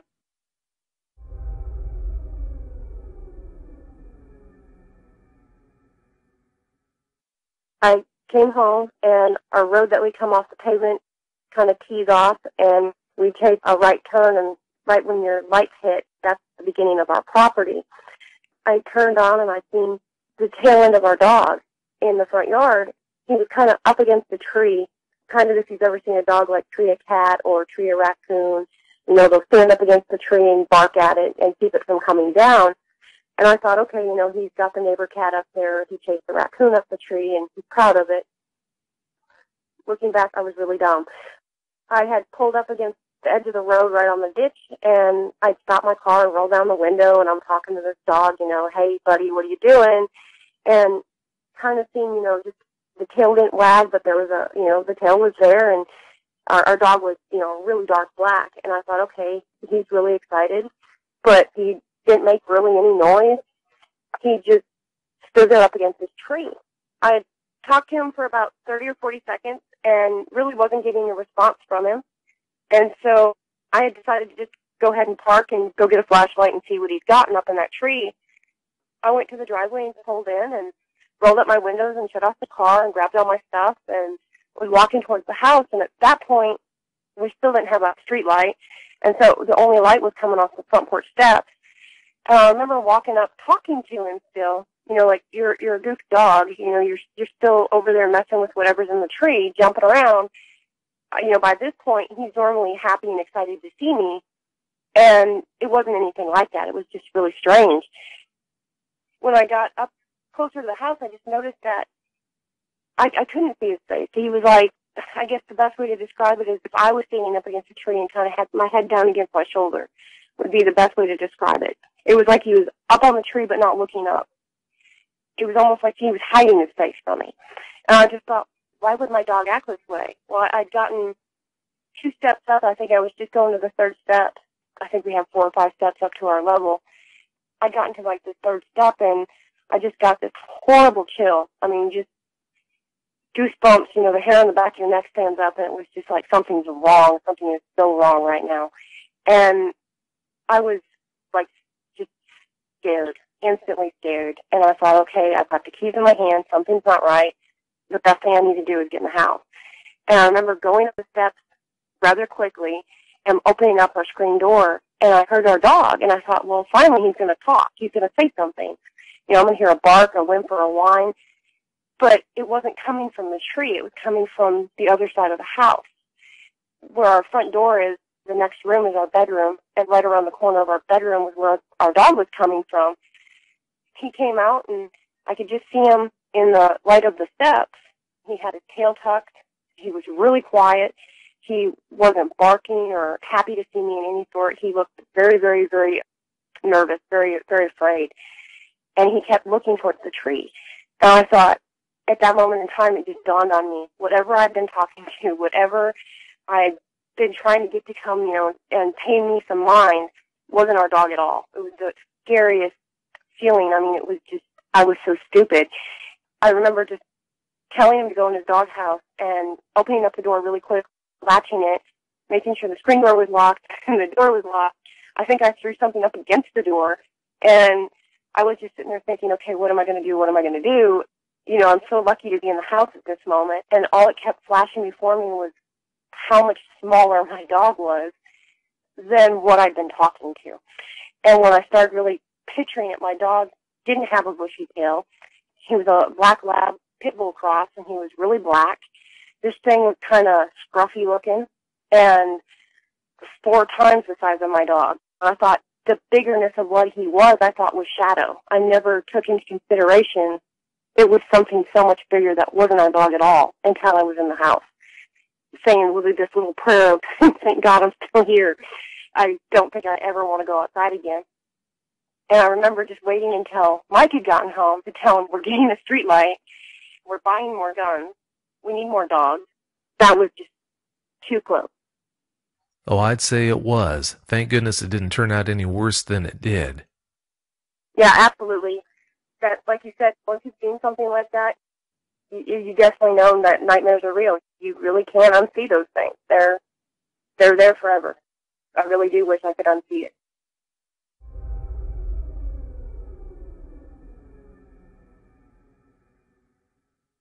Saturday night, I was pulling out of the driveway.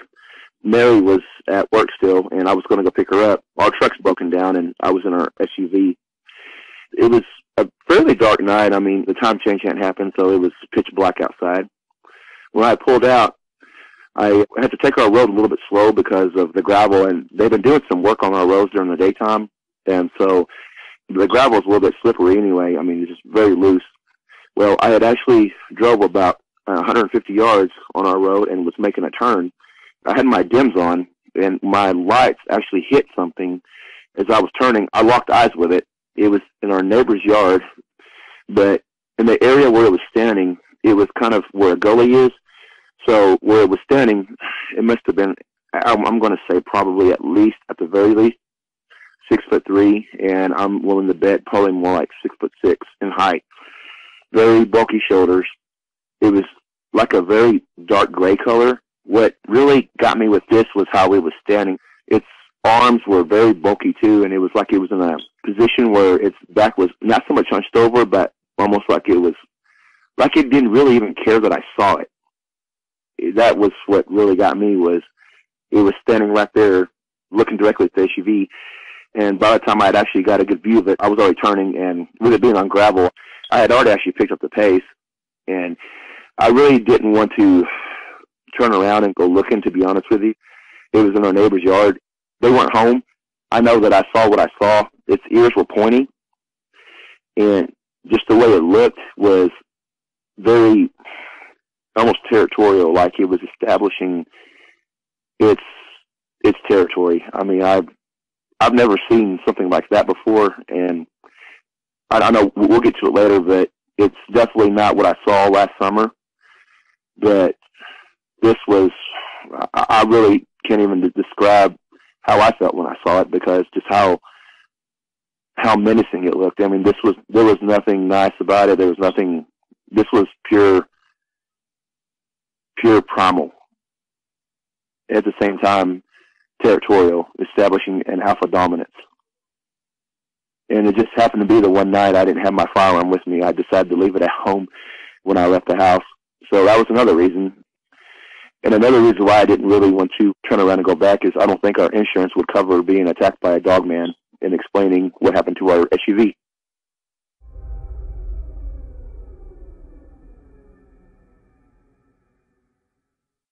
This is actually something my cousin, I mean, even to this day, he and I both even said, you know, we can't explain what happened that night. It was a summer night. I want to say it was probably maybe around July. This was areas that I used to go tracing through, and even at nighttime, there was nothing really ominous about it until that night, actually.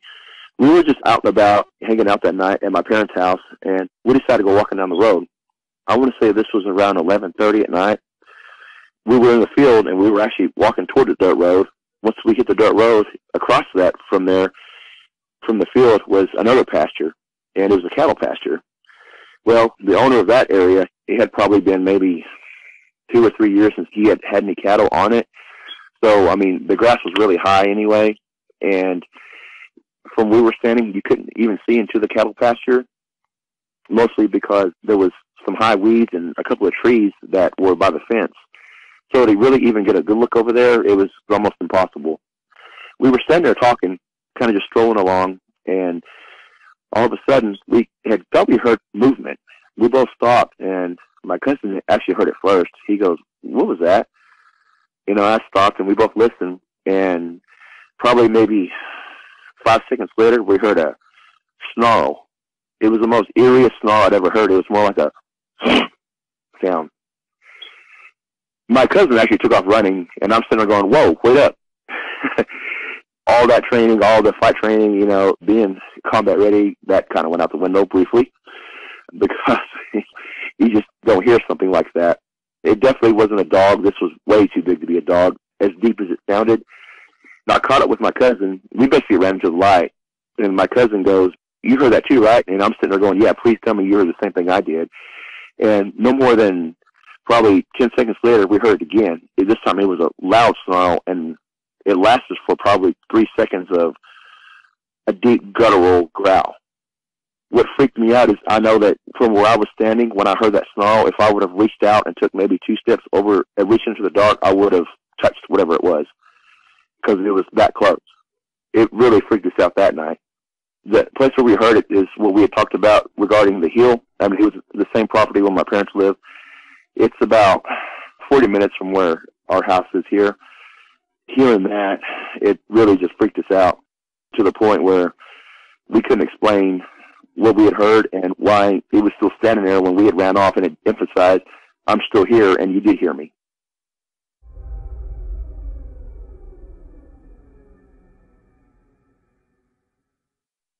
Yeah, we had decided we were going to go to bed. I went to switch the laundry in the laundry room, right off the living room, from the washer to the dryer.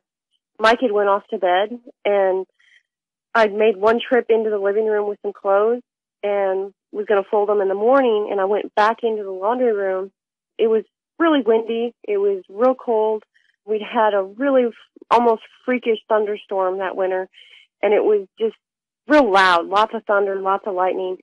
It was just pouring, really, really, really heavy. I'd gotten the last load of laundry and put into the dryer, and it just started the dryer up when I just heard this incredible roar. I don't know how else to describe it. It was just like a roar. It was the cross between like a guttural growl, something really, really deep, and frustration. It was like something was incredibly pissed off, but at the same time, very, very much frustrated. It scared me. I jumped right into the washer and just kind of made a big bang and then like hit the door as I was running out to find Mike.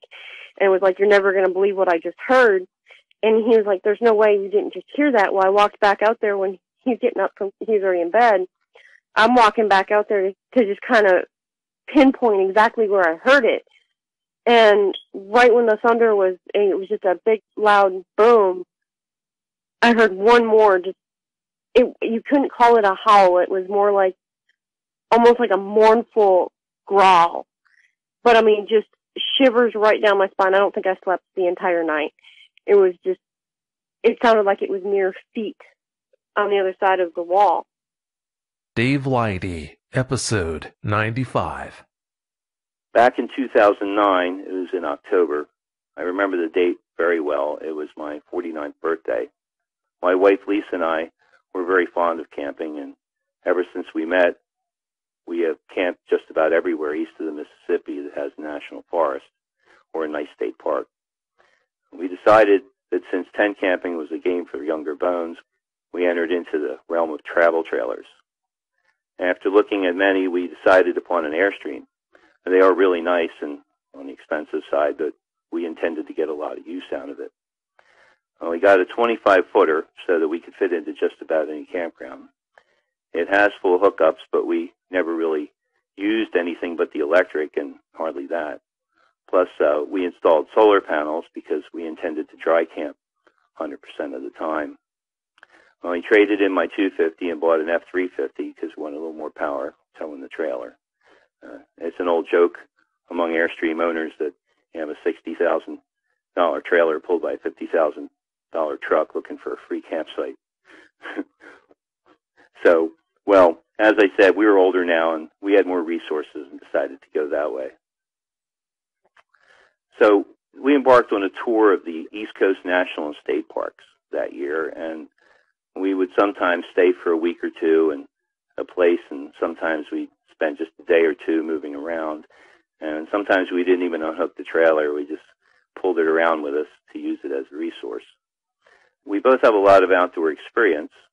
I was a Boy Scout and spent a lot of time hiking and camping, either with friends or alone, and I was pretty aware of strange things in the wilds, especially at night, but sometimes in the daylight. I had said that there were some weird places that I had visited. Most were pretty normal, but like I said, the Daniel Webster Forest in Vermont, Pine Barrens, New Jersey, just to name two, were pretty strange. Well, with my wife, we experienced nothing really that strange together, but one particular time, we decided to go to the Outer Banks of North Carolina. We had no plan, so we just kind of wung it. And we traveled slowly as usual, staying at campgrounds along the way, though usually state parks, as they seem to be a bit quieter. So we made our way south, and we steered toward the coast. Now, we crossed into North Carolina from Virginia, and we saw that it was getting close to dusk, and we picked out the closest state park, which happened to be Pettigrew State Park near the Pocassin Lakes National Wildlife Refuge near Phelps Lake. As it got dark, we passed through a couple of dark towns, and a few miles from the park, we passed through a town called Cresswell. And this was pretty dark, too. I was surprised that there weren't any lights in town. So I stopped along the road. I uncovered my off-road lights so we could see better, and we continued on. Around a corner, when we came into town, there was this big house, and as we approached, we saw about 15 people in the yard, and it was pitch dark. And before my lights came around to the scene, it must have been really dark there, and we looked at each other and thought, well, why would you hang out in the dark like that? But as we went by, they all stopped and stared at us. We went by and gave us a weird feeling, too. And as I went by, the last guy on the lawn looked at me and said, "Good luck." I thought, oh, no.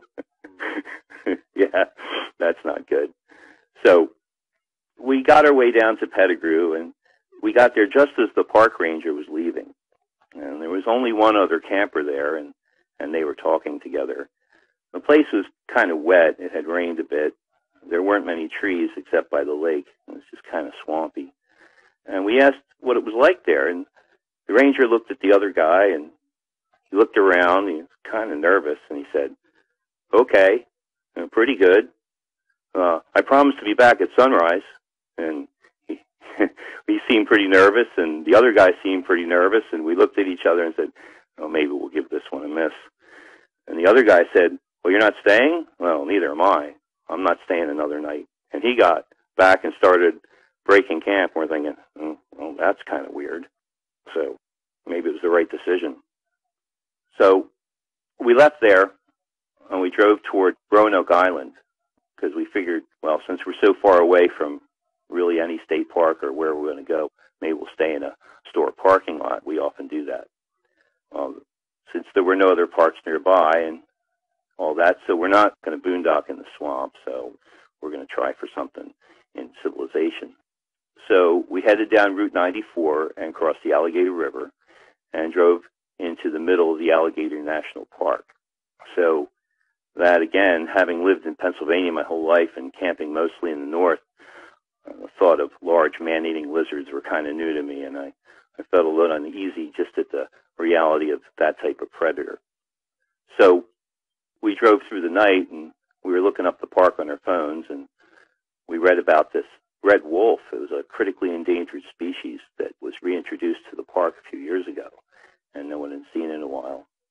And we were almost to Man's Harbor, which is right on the bridge over to the island, and we saw this dog walking toward us, and we looked at each other, and boy, didn't it look just like a red wolf? And we had just read about that, and it was just so amazing.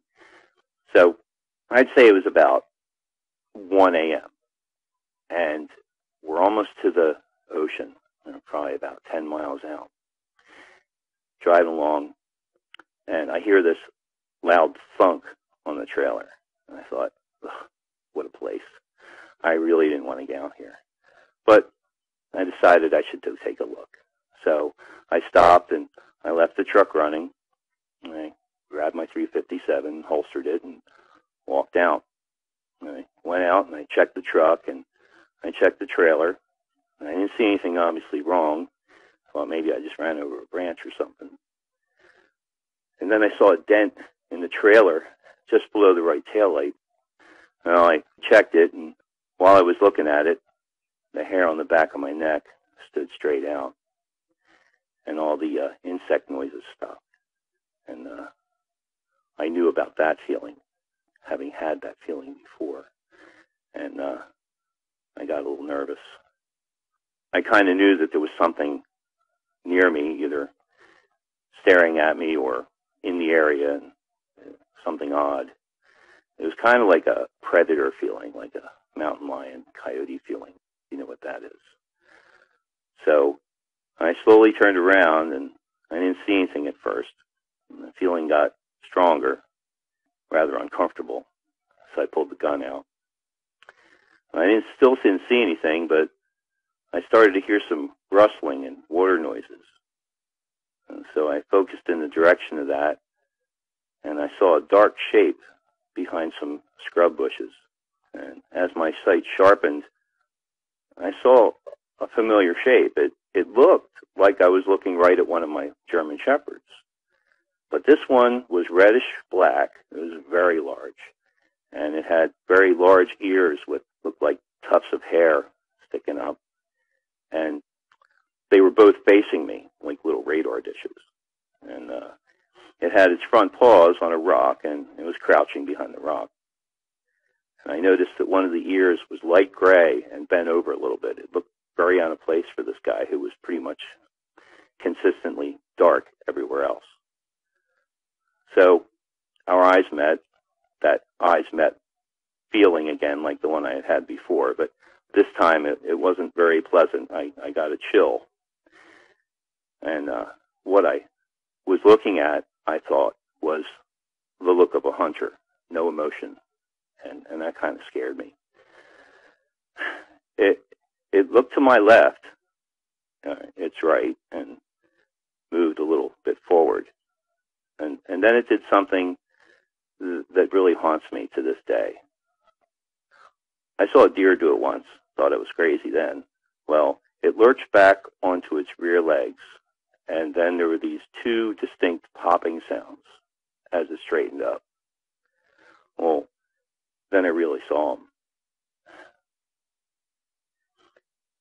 He was somewhat muscular above the waist, with hair like a mane around his shoulders. His fur was reddish, though it was dark with black streaks. He had yellow predator eyes, which I can pretty much still see as well.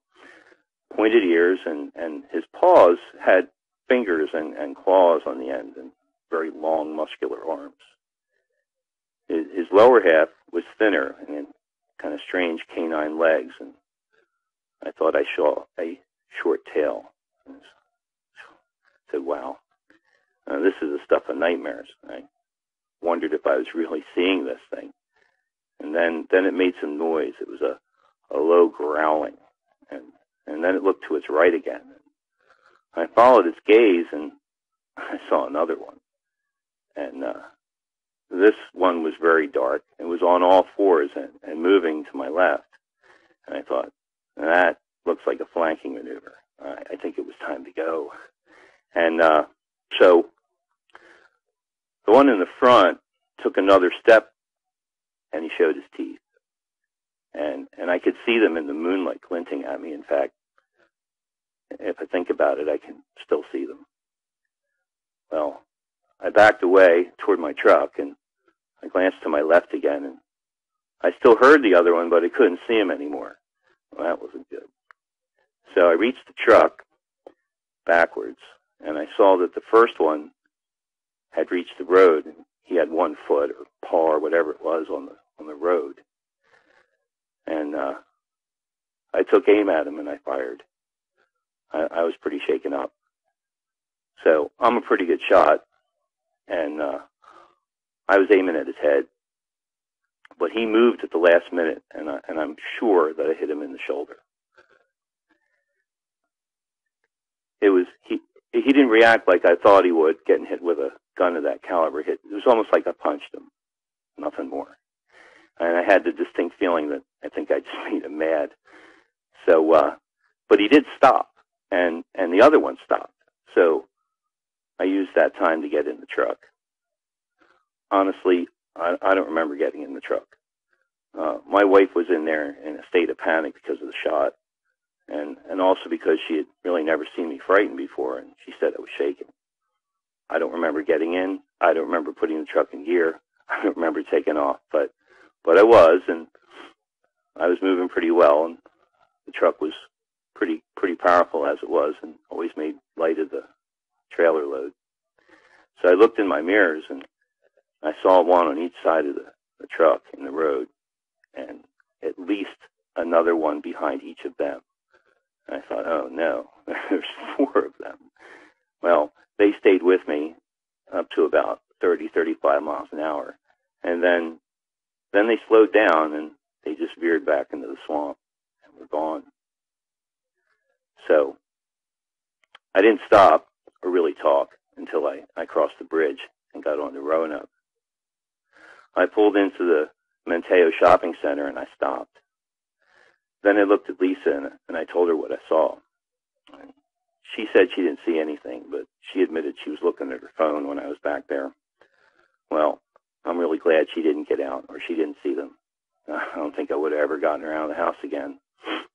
I decided not to go into too much detail because of that, and I just told her I fired a warning shot at a predator. So we were on Roanoke, and we stayed in the grocery store parking lot that night. A lot of businesses allow overnight stays by truckers and campers. They figure that you'll wake up and shop in the morning, and that's usually what happens. I know that Walmart and Cracker Barrel and places like that, they have special parking for trailers, and they just ask that you park so that the store cameras are toward your doors overnight. So we stayed there. We had a pretty uneventful night, except I had some really bad dreams about you-know-what. And I kept seeing him really clearly in my dreams. And the thing that kept repeating in my dream, and like I said, it still bothers me, is when I think of them, is the actual point in which they stand up. Maybe it's the popping sound. It's like an abnormal move, and they do it anyway. And the eyes, of course, just kind of glowing yellow. I'd seen predator eyes before, but these were different. So they seemed to run faster and maybe quieter on 4 legs from what I saw. And they seemed to shift effortlessly between 4 legs and like a half crouch. But from what I saw, they seemed to have to stop completely to stand completely up. At least the one in front of me did. So I woke up from that in a sweat. But we went into the grocery store in the morning, and of course everybody was staring at us, but that's not unusual. So we got our groceries, and we came back out. We put them in the trailer. And Lisa got in her side, and I was walking around the trailer on my side, and I saw this truck in the parking lot in front of me. And the driver had me in a dead stare, and it was decidedly unfriendly. So there were several things I could have done at that point, so I decided to ask him what was up. And as soon as I started to talk, he completely fell apart and started apologizing to me. He said that I was a carbon copy of a friend of his, and he thought he was messing with him. And we laughed. And I asked him about the island and the surrounding area, and he told me that the normal tourist stuff and told me about a couple of good restaurants. So I looked at him, and I looked at the rifle rack in the back of his truck, and I decided to ask him about the swamp. When I told him that, he kind of rocked back on his heels and looked at me. He looked around, and he said that he thought he was the only one. Well, we proceeded to sit at the table in the camper and talk about it, and it seemed like he had exactly the same experience twice. His name was Eric. He described him right down to the bent gray ear on one of them. That was interesting. So he told me the first time he only saw one, but the second time he saw two, maybe three, and the second time he shot one. He said he hit it in the chest, and it didn't stop at all. And then he hit it in the leg, and it stopped and looked down. And then they all retreated. Maybe that's good to know. Eric said that they had displayed hunting behavior. He said that he saw them on the mainland when he was out there hunting, and he also said he doesn't go there anymore. In fact, he said that he used to hunt everywhere in and around the swamp, and it seemed to him that since this dogman thing has come around, he doesn't go hunting, and he doesn't see anybody else going hunting either, so we don't know. So I thought the same thing. I'd seen predators and all kinds of stuff my whole life being out there, but I never saw these guys. But then again, I never really looked for them either. Coyotes, bobcat, bear, mountain lion, gator, snakes, gator for him. We all knew them, but we never saw these before, and they were definitely different. He told me that a friend of his was a Bigfoot researcher, and he had been out with him a couple of times, and they said they had a pretty good time doing it, and they never really felt seriously in danger, but since they started seeing Dogman, it's put a real damper on their things, and they seemed that it diminished their activity somewhat.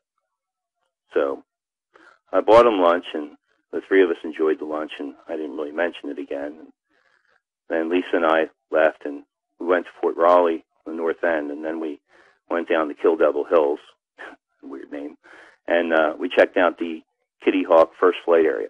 And I started to put the whole thing out of my mind. Being in civilization is real good for that. We kept the trailer hooked up, and we acted like hermit crabs for a while out there and dragging the trailer around with us. So we stayed one more night at Menteo, and then we drove down to the Outer Banks, and we had a great time. It's a great place. We went between the seasons, and it was pretty quiet. So we drove as far as we could. The road ran out, and we settled down at this campground at the end called Frisco Woods. It was closed, but I called the owner, and he told me to stay as long as I wanted to, and that the electric was on, and that was cool.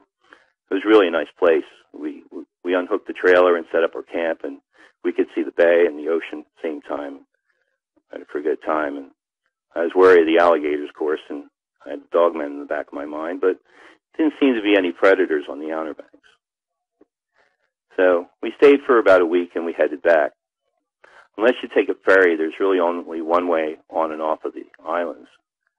Right before we left the area, we dry camped and hooked up one more time.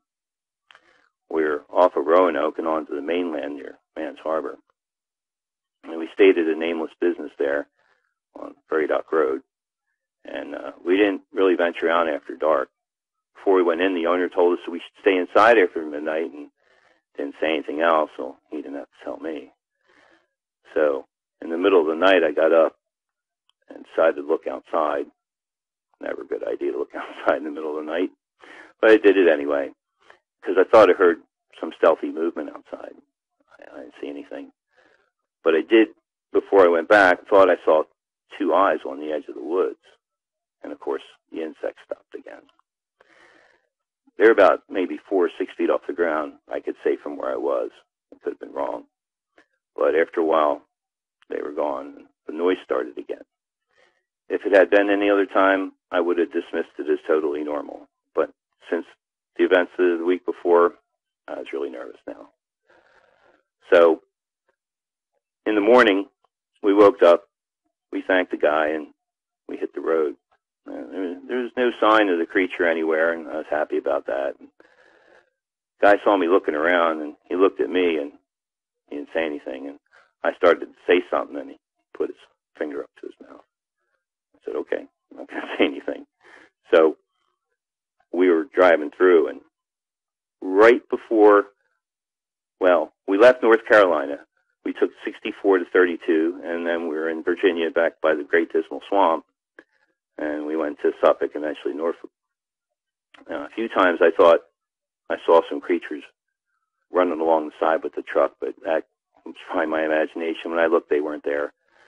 But when I did, right before I left, I slowed down, and I stopped, and I looked back at the swamp, and I almost swear that I saw a dog man in the swamp watching me leave. Now, that didn't make me feel good either. So the experience has made me much more aware of my surroundings. I look over my shoulder a lot. I examine the woods thoroughly at all times. I guess that's good. I thought I was doing that, but I guess it wasn't. So I went about and I researched the phenomenon for a long time. It may seem that I may have opened myself up a little bit, but maybe I didn't. I mean, must have been there all the time. So after a while, I got brave enough to tell my story to my two best friends, and they teased me a little bit, but they knew me well enough to know I was serious. One of them spends a lot of time outdoors, and his property backs up to a large wooded area on the outskirts of Lake Nockamixon, which is about 30 miles north of Philadelphia. And he started to tell me that he had some strange occurrences on his property. He said he wanted to tell me about it after I told him my story. He thought people would think he was crazy, but now he felt comfortable enough. His property is irregularly shaped in about 20 acres, I'd say. And as I said, it's attached to a large park surrounding a reservoir. The area's got a real long history. It's sacred to the tribe of Native Americans that live there. And there's a bunch of stone structures nearby in the lands, and there's a couple roads named after him. So he began to tell me that over the last month he started hearing strange noises at the back of his property. He didn't have a large fence, just enough to mark the property, and his dogs are actually pretty friendly, so the fence wasn't really meant for them. It's just to mark things out. So he was hearing snarling and baying in the back, like wild dogs. And in the back of his property, he had this shed that he used to process deer, and it was damaged. Somebody had broken into it, but it was scratched and clawed and torn up, and he didn't think that was human damage. So he had repaired it, but something broke in again. So he decided to watch the house with binoculars and see what was disturbing the shed. He thought it might be a bear, but there's no bear in the county. I guess it's not unheard of, but there wasn't. So he started watching, and one night the surrounding forest, of course, got quiet, just that whole thing, and his dogs, who are usually very alert, put their heads down, put their tails between their legs, and ran down the basement. He said, uh-oh. So he was watching the shed with binoculars, and he thought he saw a shadow move. And as he watched, he swore that he saw a wolf-like creature, his words, walking on two legs. So he said he shook his head, and he said the sight scared him a bit, more than anything he'd remember. And he considered going out with a shotgun, but he thought better of it. The next day he went out to the shed, and the dogs seemed pretty normally. Didn't see any damage, but he found some tracks. So he told me this story, and I went out to the house with him, and we looked at the shed. And there were people hiking around and stuff during the day, and everything seemed pretty normal. So that night we built a fire, and we sat in his backyard, and we were watching.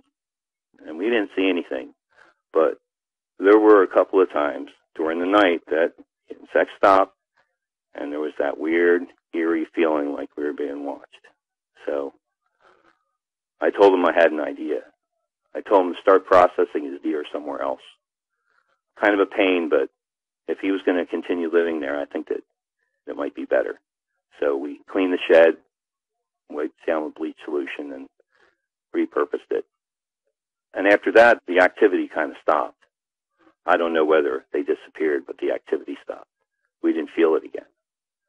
So I think he's pretty fortunate, because in my heart, when I had my encounter and what I saw, I think once they were there, they were going to stay. And I don't know, maybe they would follow you home. And that's a real sobering thought. It's strange how you can tell the difference between a Bigfoot, a predator, human, dogman. Each one has a completely different feeling, but the dogman to me holds like a kind of a terror feeling, like the alligator, but much worse. It's almost like an instinctual fear, but I never really saw it on the other two trips or on my friend's property, but my senses told me that it was the same feeling that I had in the Allegheny National Park. I have to say that I've had that feeling a couple times too, in rather small patches of woods, surprisingly near Philadelphia. That sounds really creepy, but when you know you're being watched, and I know the feeling now. So again, I'm hoping that you can follow me home. So we still love to go camping and be out in the woods, but I'm always very wary, even if I don't tell my wife that I'm wary. I want her to relax and have a good time. I'm always armed, something 357 or higher, and she's pretty used to that anyway. We tend to stay up north a bit more, and as it seems to be not as prevalent there. Alexa, episode 100. It was late December. My father has a brother who lives in London, and it's, a family tradition that my father and his girlfriend go visit my uncle over New Year's Eve every year since, I don't know how many years, but it's been a lot of years. And as always, they asked me to stay in the house and look over the dog and just watch out that nothing happens, so someone is there. Because you can just see from afar that the house is worth its money. You can see it. We do have our cars parked in front of it, and just by that I think it's a paradise for every burglar. And so I agreed to stay over the week. We're there in London, my father and his girlfriend, and watch the dog, a German Shepherd, who's huge. He's huge, but it's just a sweetheart. The first 2 days were just normal. I was enjoying the free time. I was enjoying being alone, in the seclusion of the area. I like to be myself, to be on myself, actually, and I enjoy the quietness of that place. But the third day, when I took my dog out for a walk, and I opened the door, I immediately got that feeling that something wasn't right. I cannot explain that. I think it's a feeling you get when you know something is not okay. I just can describe it as, my gut telling me something is wrong. I had that feeling one time when my grandmother died, and I got exactly that feeling in the stomach. And I knew something wasn't right, and an hour later, my mother called, and she said my grandmother was dead. So I took my dog for a walk, and you have to imagine it's a long, long path, just surrounded by meadows and forest, and it goes on for miles. You can literally walk straight forward for 3 hours before you reach the next street. So it's pretty secluded. And while I was walking, I got that feeling that, it just got stronger, that something wasn't right. I had the urge to just turn around every time and look behind me. And my dog was acting completely normal, and just brushed it off as me being paranoid. And, normally I walk for hours. I can just put my headphones on and just walk straight for 1 or 2 hours. It's relaxing for me. But that day, I think I just walked 20 or 30 minutes before I just couldn't stand that feeling anymore, that something wasn't right. And I practically turned around on my heels, and I just I literally ran back home. And as soon as I reached my front door, I just bolted inside and I shut the door. I actually locked it, which is very unusual for me because normally when I'm there, I just leave it open. I even leave the key outside of the door because who's going to come in at that area? So I'm normally just leaving the key outside. I know I have a huge dog inside that house, and every normal thinking person would not walk into a house where a 50-kilo German Shepherd sits on the opposite side of the door and looks at you and just barks at you, and the entire walls are shaking. No normal thinking person would walk into a house like that. So I just locked the door, which is very unusual, and I just left it as that. I did not open the front door until I had to go out to get firewood for the fireplace inside my living room. So that's the only time when I unlocked the door, jumped out, got the wood, and I jumped practically back in. I just left the door as it was, and I was trying to shake off the feeling of being uncomfortable, just thinking, I'm inside my house, everything is okay, no one's going to come in. I just let the evening pass by, watching TV. For everyone thinking this comes out of imagination, I am a huge scaredy cat. So I do not watch horror movies or psycho thrillers or whatever comes into mind when I'm home alone. I do not watch these movies because I get really bad nightmares from that. I just leave my fingers from that. And I was watching my favorite TV show, which is Gossip Girl, so no one can think I'm watching, Hannibal or something. I was getting thirsty. I walked into the kitchen, got a glass out of the cupboard, and opened the fridge, and got a bottle of water out of it. My dog was just sleeping on his basket, snoring in peace. So everything was fine, everything was quiet. And you have to imagine that around the house there are not many lights. We have one or two, I don't know if you have these things in America, it's just, they're small solar light. And it's just charged by sunlight. And it just illuminates the area just a little with the light stored over the day. We have one or two of these small solar lights in our garden. So there are just two tiny spots illuminated by that. And it's just, such a pale light. You can just imagine it as very, very weak moonlight. So it does not help anything. And on my terrace, which is in front of the kitchen, there are two sliding doors, so we can exit through the kitchen onto the terrace. And the terrace had two small lights I always turn on in the evening when it gets dark outside. And they're very weak. These are not like huge floodlights. Absolutely not. These are normal lights you put outside of a house wall. So they just illuminated the terrace, nothing more. I just was about to fill in the glass with water, and, suddenly I heard a sound behind me, and my dog was standing. He just jumped from his sleep, and he just stared outside of the window. He just pressed his nose against the glass, and he was staring right out into the darkness. And I was just thinking, I just brushed it off, thinking, oh, it's a deer. He hates deer. And I just said, oh, lay down again. You're being stupid.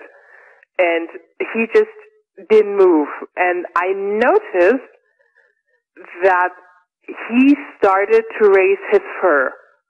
And that's very unlikely for him because he's, as I already mentioned, he may be big, but he's a gentle giant. And he starts to growl and he starts to bark. And it was close to, I think it was close to 12 or 11 p.m. So I was not in any mood for any ruckus. And I was like, oh, shut up. You're being stupid. Just lay down. It's a deer. It's nothing. Shut up. But he did not shut up, and I was even more concerned when he started to completely act out of character. He started to jump against the window doors. And I was like, are you nuts? Stop that. What are you doing? And that was the moment it just crossed my mind. Oh no, there's someone out there. And I am alone inside this house. Great. My biggest nightmare has come to life. But I was still, screaming at my dog. Well, not screaming, but commanding him to stop because it was really obnoxious right then. I looked out of the window and I saw something moving in the dark. It just moved outside of the radius that the light illuminated. I could see something moving, but I couldn't see what. But then, against the dark, I remember that so clearly because the little small last pieces of light from the terrace lights just illuminated the outside of the silhouette. And I thought, it's huge. That was the first thing I noticed. I couldn't see what it was. I didn't know what it was, but I could see that it was huge. I saw broad shoulders, and I could see the upper torso. The next thing is just like a scene from a horror movie. And I could see a big thigh, just standing out against the light because he moved that thigh into the light.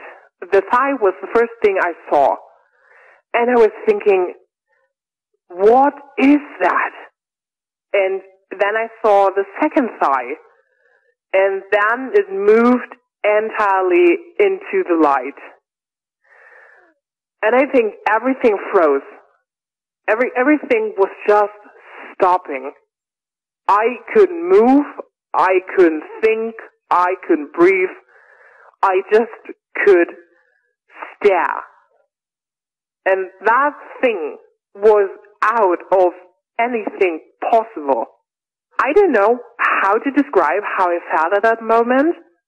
I didn't feel fear. I didn't feel panic. I was just frozen. I think my brain, I heard that your brain compares something that you never saw before with something that you have already seen before. And the only thing I could think at that moment was werewolf. That was the only thing I could compare that thing with. As it stepped into the light. My dog was still freaking out, and I was standing there completely in shock. I wasn't moving. I was just looking at it. And it was just so scary. It was, in hindsight, I don't know how I managed not to, faint or run away or scream. I still don't know how I did that. I just stared at it. And the head, I just can tell you that the head just grazed the roof of my terrace. So it was huge. You have to see, I am 5'2", so I'm tiny. I'm really tiny. And that thing was, I would say you can put myself on my shoulders and have my double height. And that thing would have still been 1.5 head taller than me. And, just the face. I don't know if I can call it face. This was not a human face.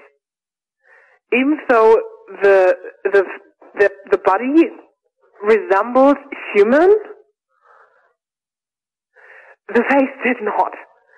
And the body did not. I don't know what to say or how to describe that, but it was just huge, and it was just horrible. It was a nightmare.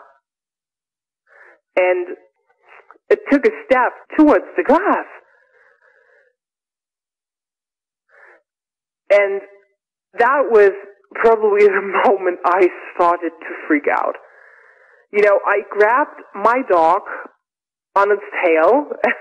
I know it's not very gentle, but I pulled him back on his fur, on his legs, on his tail. I just grabbed him, and I just stood there and knelt over with my dog, and that thing stood in front of my terrace door.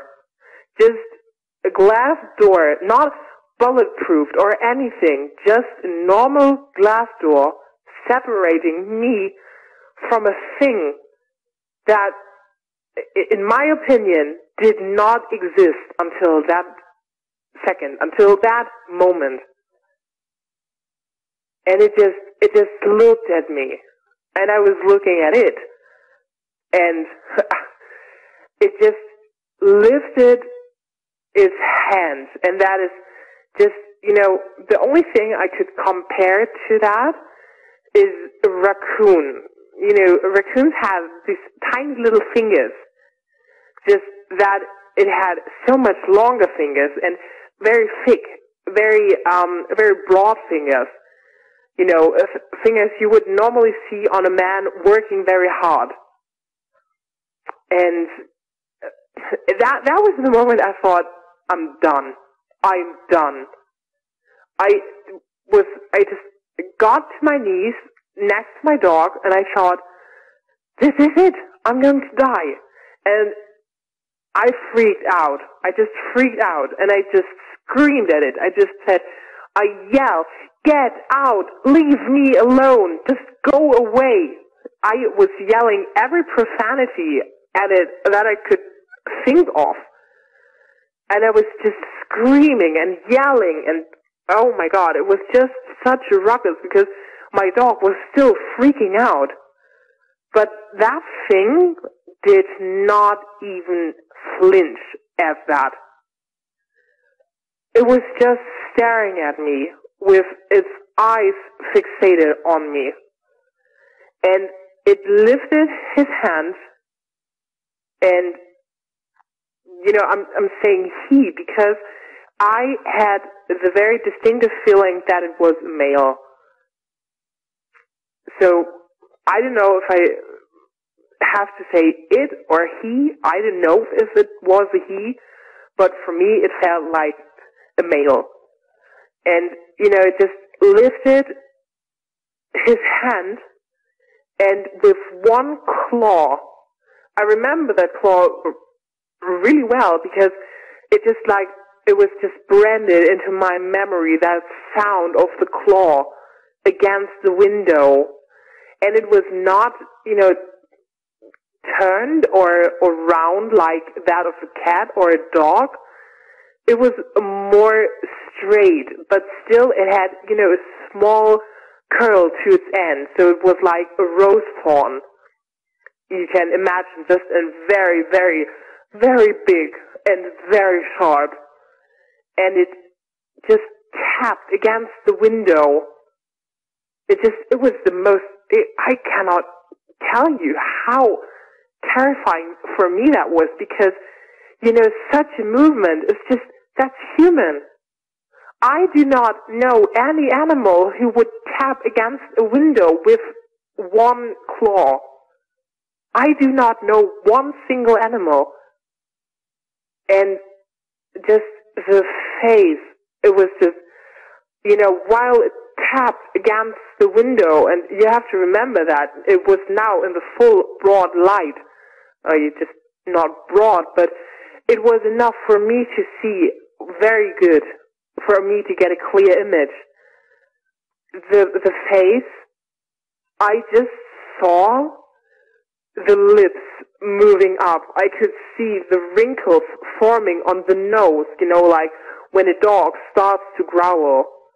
I could see the wrinkles forming on its nose while it tapped against the window.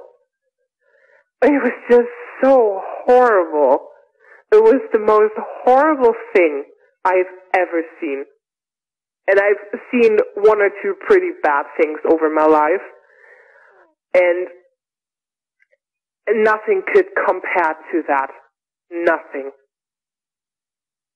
I think,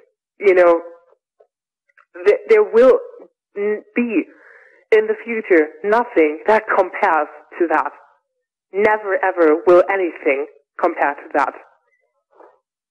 And, it just, I have the feeling that it was,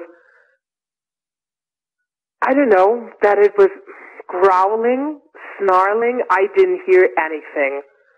I was just screaming, over my screaming and over the barking.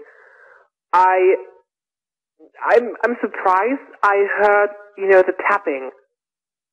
It's just probably, a sound that just rendered into my memory that just stands out because I just remember it so clearly. And while it pulled up its lips like a dog would, and his eyes were just still fixated on me. I don't know how to explain that, but I had this horrible feeling that I had to get closer. It's just, it's a horrible, it was a horrible feeling. It was like driving by an accident and you shouldn't look. You're just driving by the car wreck and you shouldn't look and you shouldn't stop or watch or do anything, come closer to it, but you cannot help because you want to know what happened. I know it's a very bad example. I know it's very, very, I think it's a bad example, but that's the only thing I could ever compare to it. This feeling. I had the feeling, when we locked eyes, that it was almost, for me, it was almost in my head. It was like I heard, or more I had the feeling, I don't really know how to say that.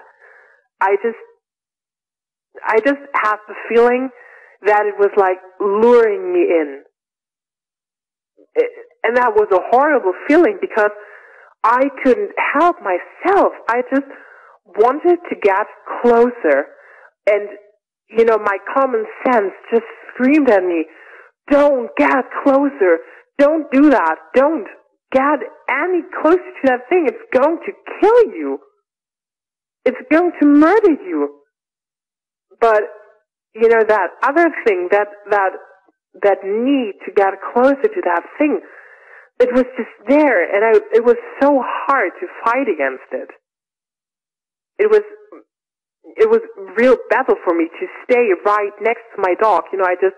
I held onto his fur almost as an anchor to not go to that thing. I wanted to, actually, you have to imagine that. I wanted to put my hand against the glass just to get closer, and I was, at the same time, for me it was almost hypnotic. And I just could pull myself out of that feeling, out of that loop long enough to always tell myself, don't get closer. Don't do that. Never do that. Just stay where you are. And I was still yelling, I was still screaming. I was still saying, get away from me. Get out of here. I don't want you here. And I thought, I'm done. I'm really done for. Because that thing, as huge as it was, it could have easily broken the glass. It could have jumped right through it. And, it was still tapping as if to tell me, you stupid girl, there's just nothing that can stop me from getting you. It was almost like I had these words in my head of him telling me there's nothing that's going to stop me to get you if I wanted to. It almost had something mocking the way it did, and that was so shocking for me, now in hindsight, because I did not think that exact thought at the moment. It was happening, but now, reminiscing the encounter, I had the feeling that it was mocking, as it was saying, I am the predator, and you're the prey, and you should know your place, and I could get you any time I wanted you. And I was just kneeling on the floor, and I was thinking, get away from me. And I'm not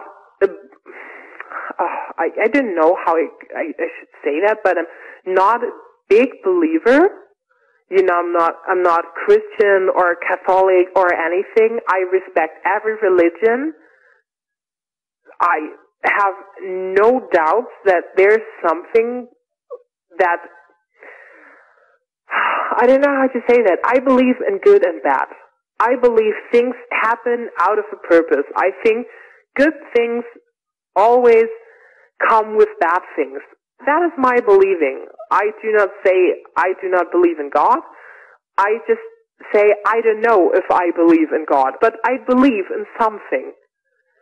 And I never prayed before because I think it's just wrong for someone to pray who is not a real believer or, a strong believer. And at that moment, it was the first time in my life I was praying. I was just praying, dear God, please don't let me die this way. Not this way. Just make him leave. I want to live. And I have the feeling that it was laughing. I could practically hear inside of my head that rumbling in that huge chest, and it was such a horrible feeling. I don't know if it was my imagination at that time or if it was really, if these things are capable of, laughing at someone.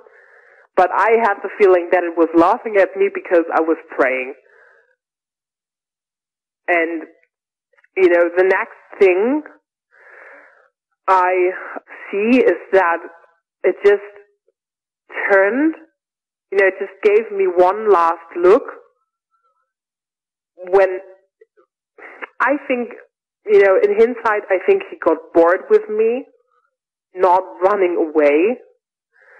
And he just turned to his side so I could see the side of his back. And it was just as muscled as the front. I could see the tendons of muscles under the fur when it moved. And it just left the claw on my window. And it walked down the side of the house and dragged the claw along the glass. And it was such a horrible feeling. It was not only the feeling I got from the sound, but the sound will always stay in my mind. Do you remember these kids who were just such brats, who dragged their fingernails down the blackboard just to, anger the other kids in the class? It was just exactly that sound. And it moved slowly out of the light of my terrace. But just before it completely melted back into the darkness of the night, it just stopped and looked over its shoulder just like a human would. which I found was such a horrible movement because it just looked so natural on him that I had the feeling that it did not look at a human over his shoulder only at that time. It just looked so natural. It just looked so fluent in that movement. And it gave me one last long stare. And it just looked at me, and I swear until today that he narrowed his eyes. And I had, once again, I had this feeling that it, was thinking like, I'll come back for you. It was just what I had, what it just read out of that gaze, out of the glare it threw to me. And it felt like, I'll come back for you. There's no need to run. I'll come back for you. I'll get you. And then it turned around and just vanished into the darkness, which was just terrifying. That was the moment I started to feel panic. And I started to get really, really scared. My dog was still freaking out, and I was just clamping my hands over his muzzle to shut him up, to hear anything, any sound, or if I would hear tapping against the window once again, or the scratching. You have to remember that it moved down towards my living room, which is just like my kitchen, made of glass.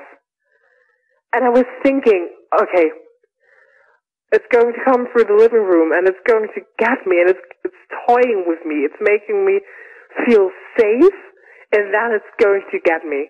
It's just going to come through the window, and then I'm done. And I waited, and I waited, and I listened. And I just tried to listen to everything. And I don't know how long I sat there, how long I've been in the kitchen, but it must have been a time. I think it must have been good 10, 15 minutes.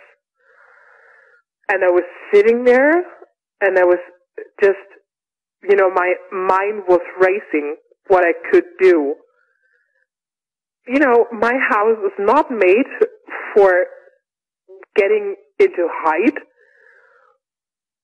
It's just not made for that. Everything is made of glass. You cannot hide in that house. And I thought, should I go into the bathroom? But there is a window. Even though I could pull down the blinds, it's just a paper blind. You can see through that. And if I'm correct, at that moment, that thing has eyes like an animal, and it can see in the dark. And I was thinking, it doesn't matter if I have these paper blinds down. These are really made of paper. So it's not any shield. It's just, a little blended, so you cannot see if someone is naked inside, to just cover it up. And I was thinking, I cannot hide in the bathroom. The doors in the house beside of the glass doors and the front door, they're made of wood. And I was thinking, that thing, it can come through the glass, and it can tear down the door with just a blink of its eye. And I would have no chance of running out of the bathroom once it cornered me there. That was just, at the moment, I don't know how I managed to, but that was just logical thinking.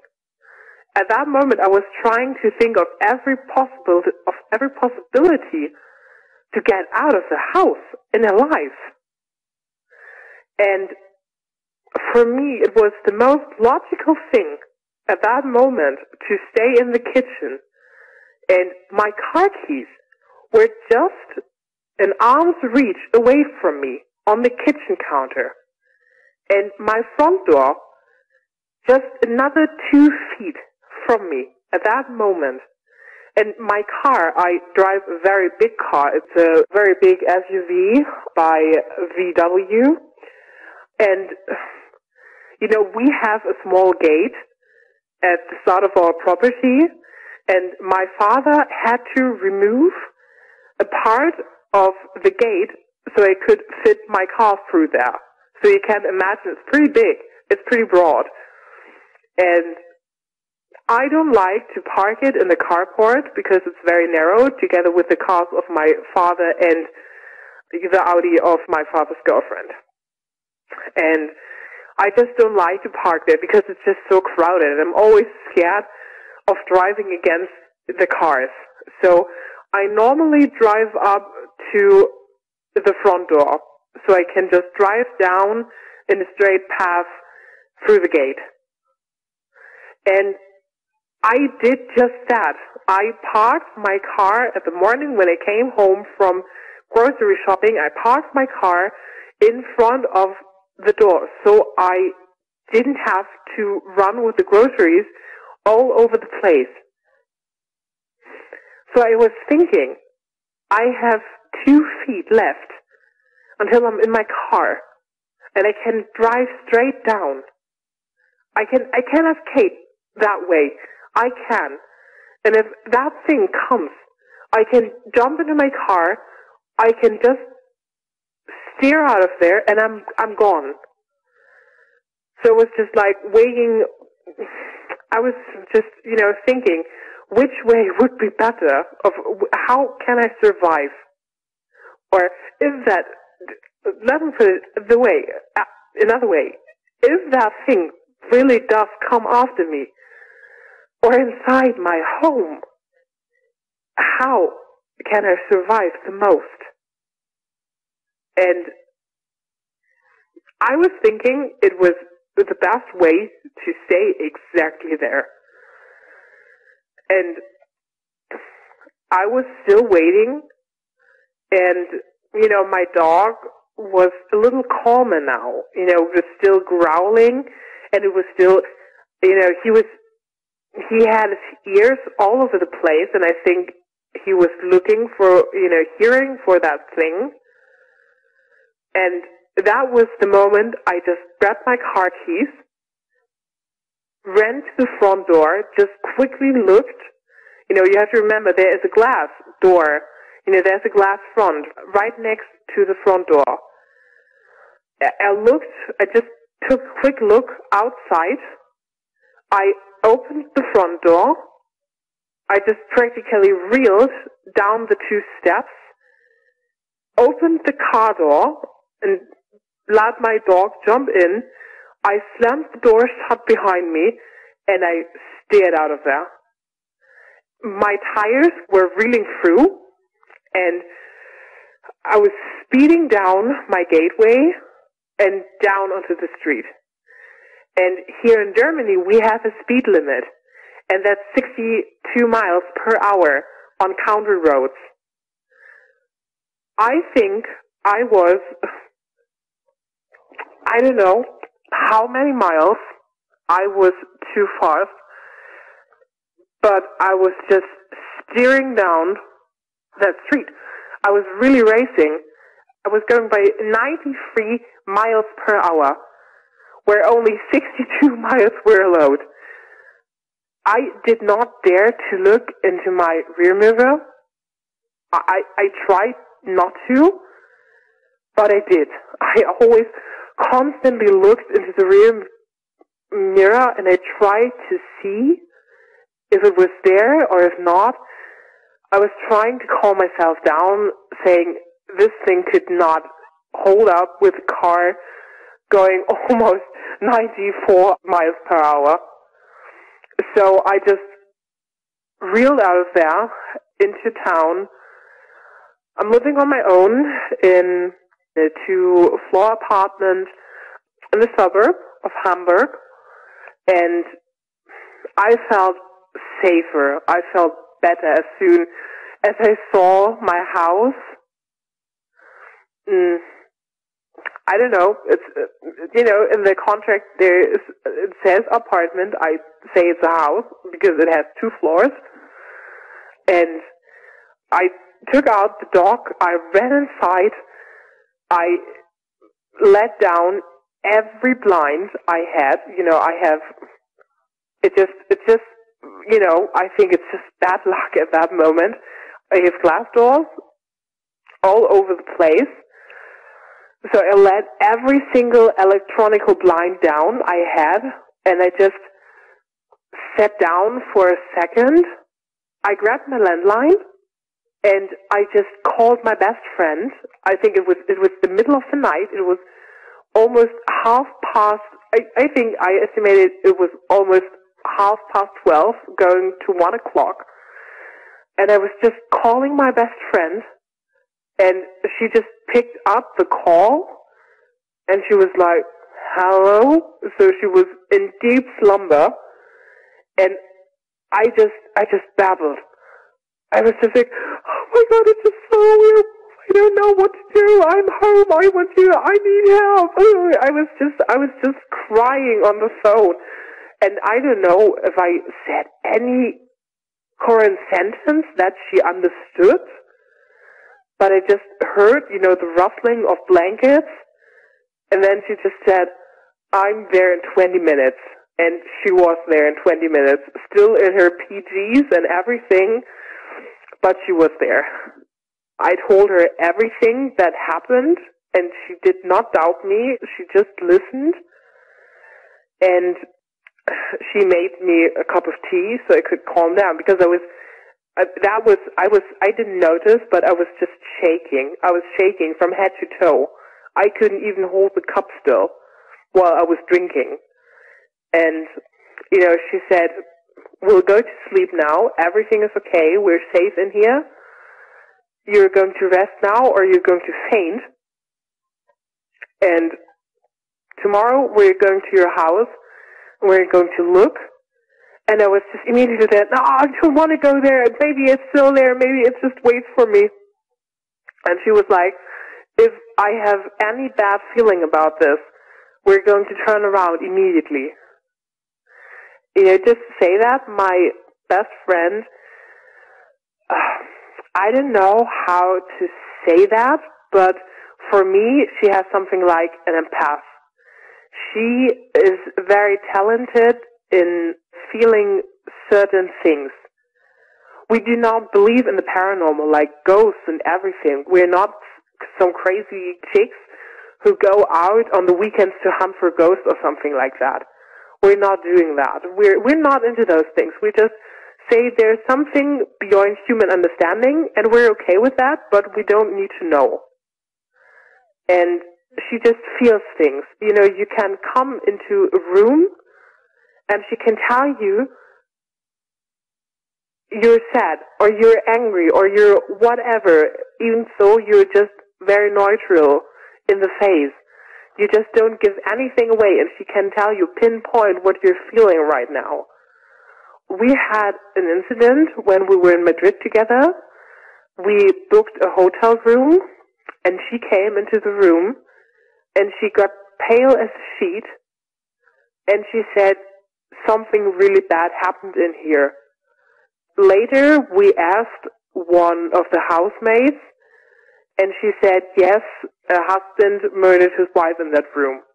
And my best friend could tell that. She said she didn't know what happened. She just knew something bad happened. And I trust her. I trust her completely. And if she says it's okay, and if she says the air is clear, then it's clear. For me, it is. We went to sleep. I did not get any sleep that night. And later the next morning, we drove over to her house, and she had a thing for old daggers. She gets them from everywhere, from antique stores, from the internet.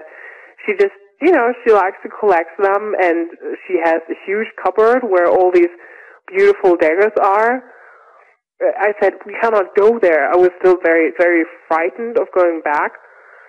And she said, you know what we're going to do? We're going to drive over to my house, we're going to get a dagger, and then we're going to drive over to your house, and we're going to look.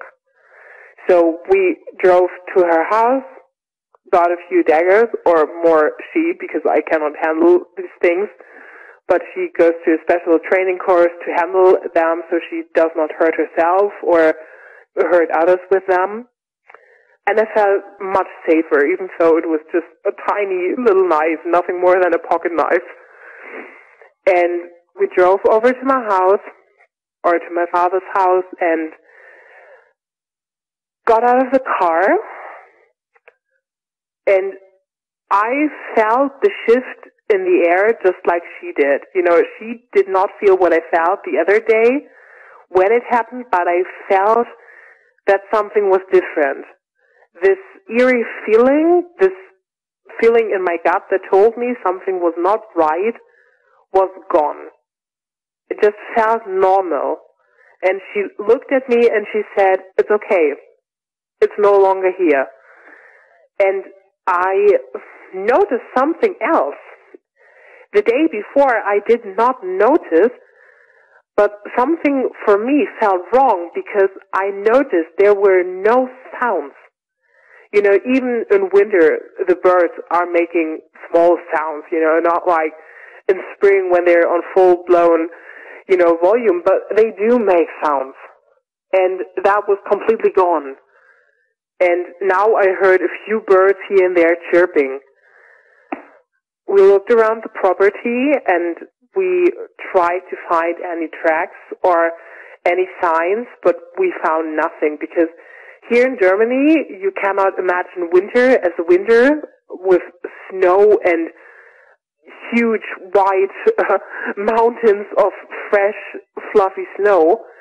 Here in Germany, it means fog, it means snow rain, and it means rain.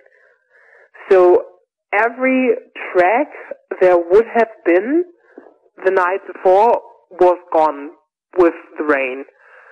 You know, the grass was flattened down by the strong rain over the night, and there was nothing we could have found.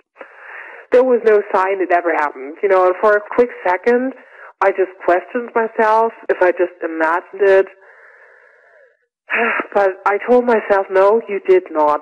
You did not imagine that. It really happened. And we walked inside, and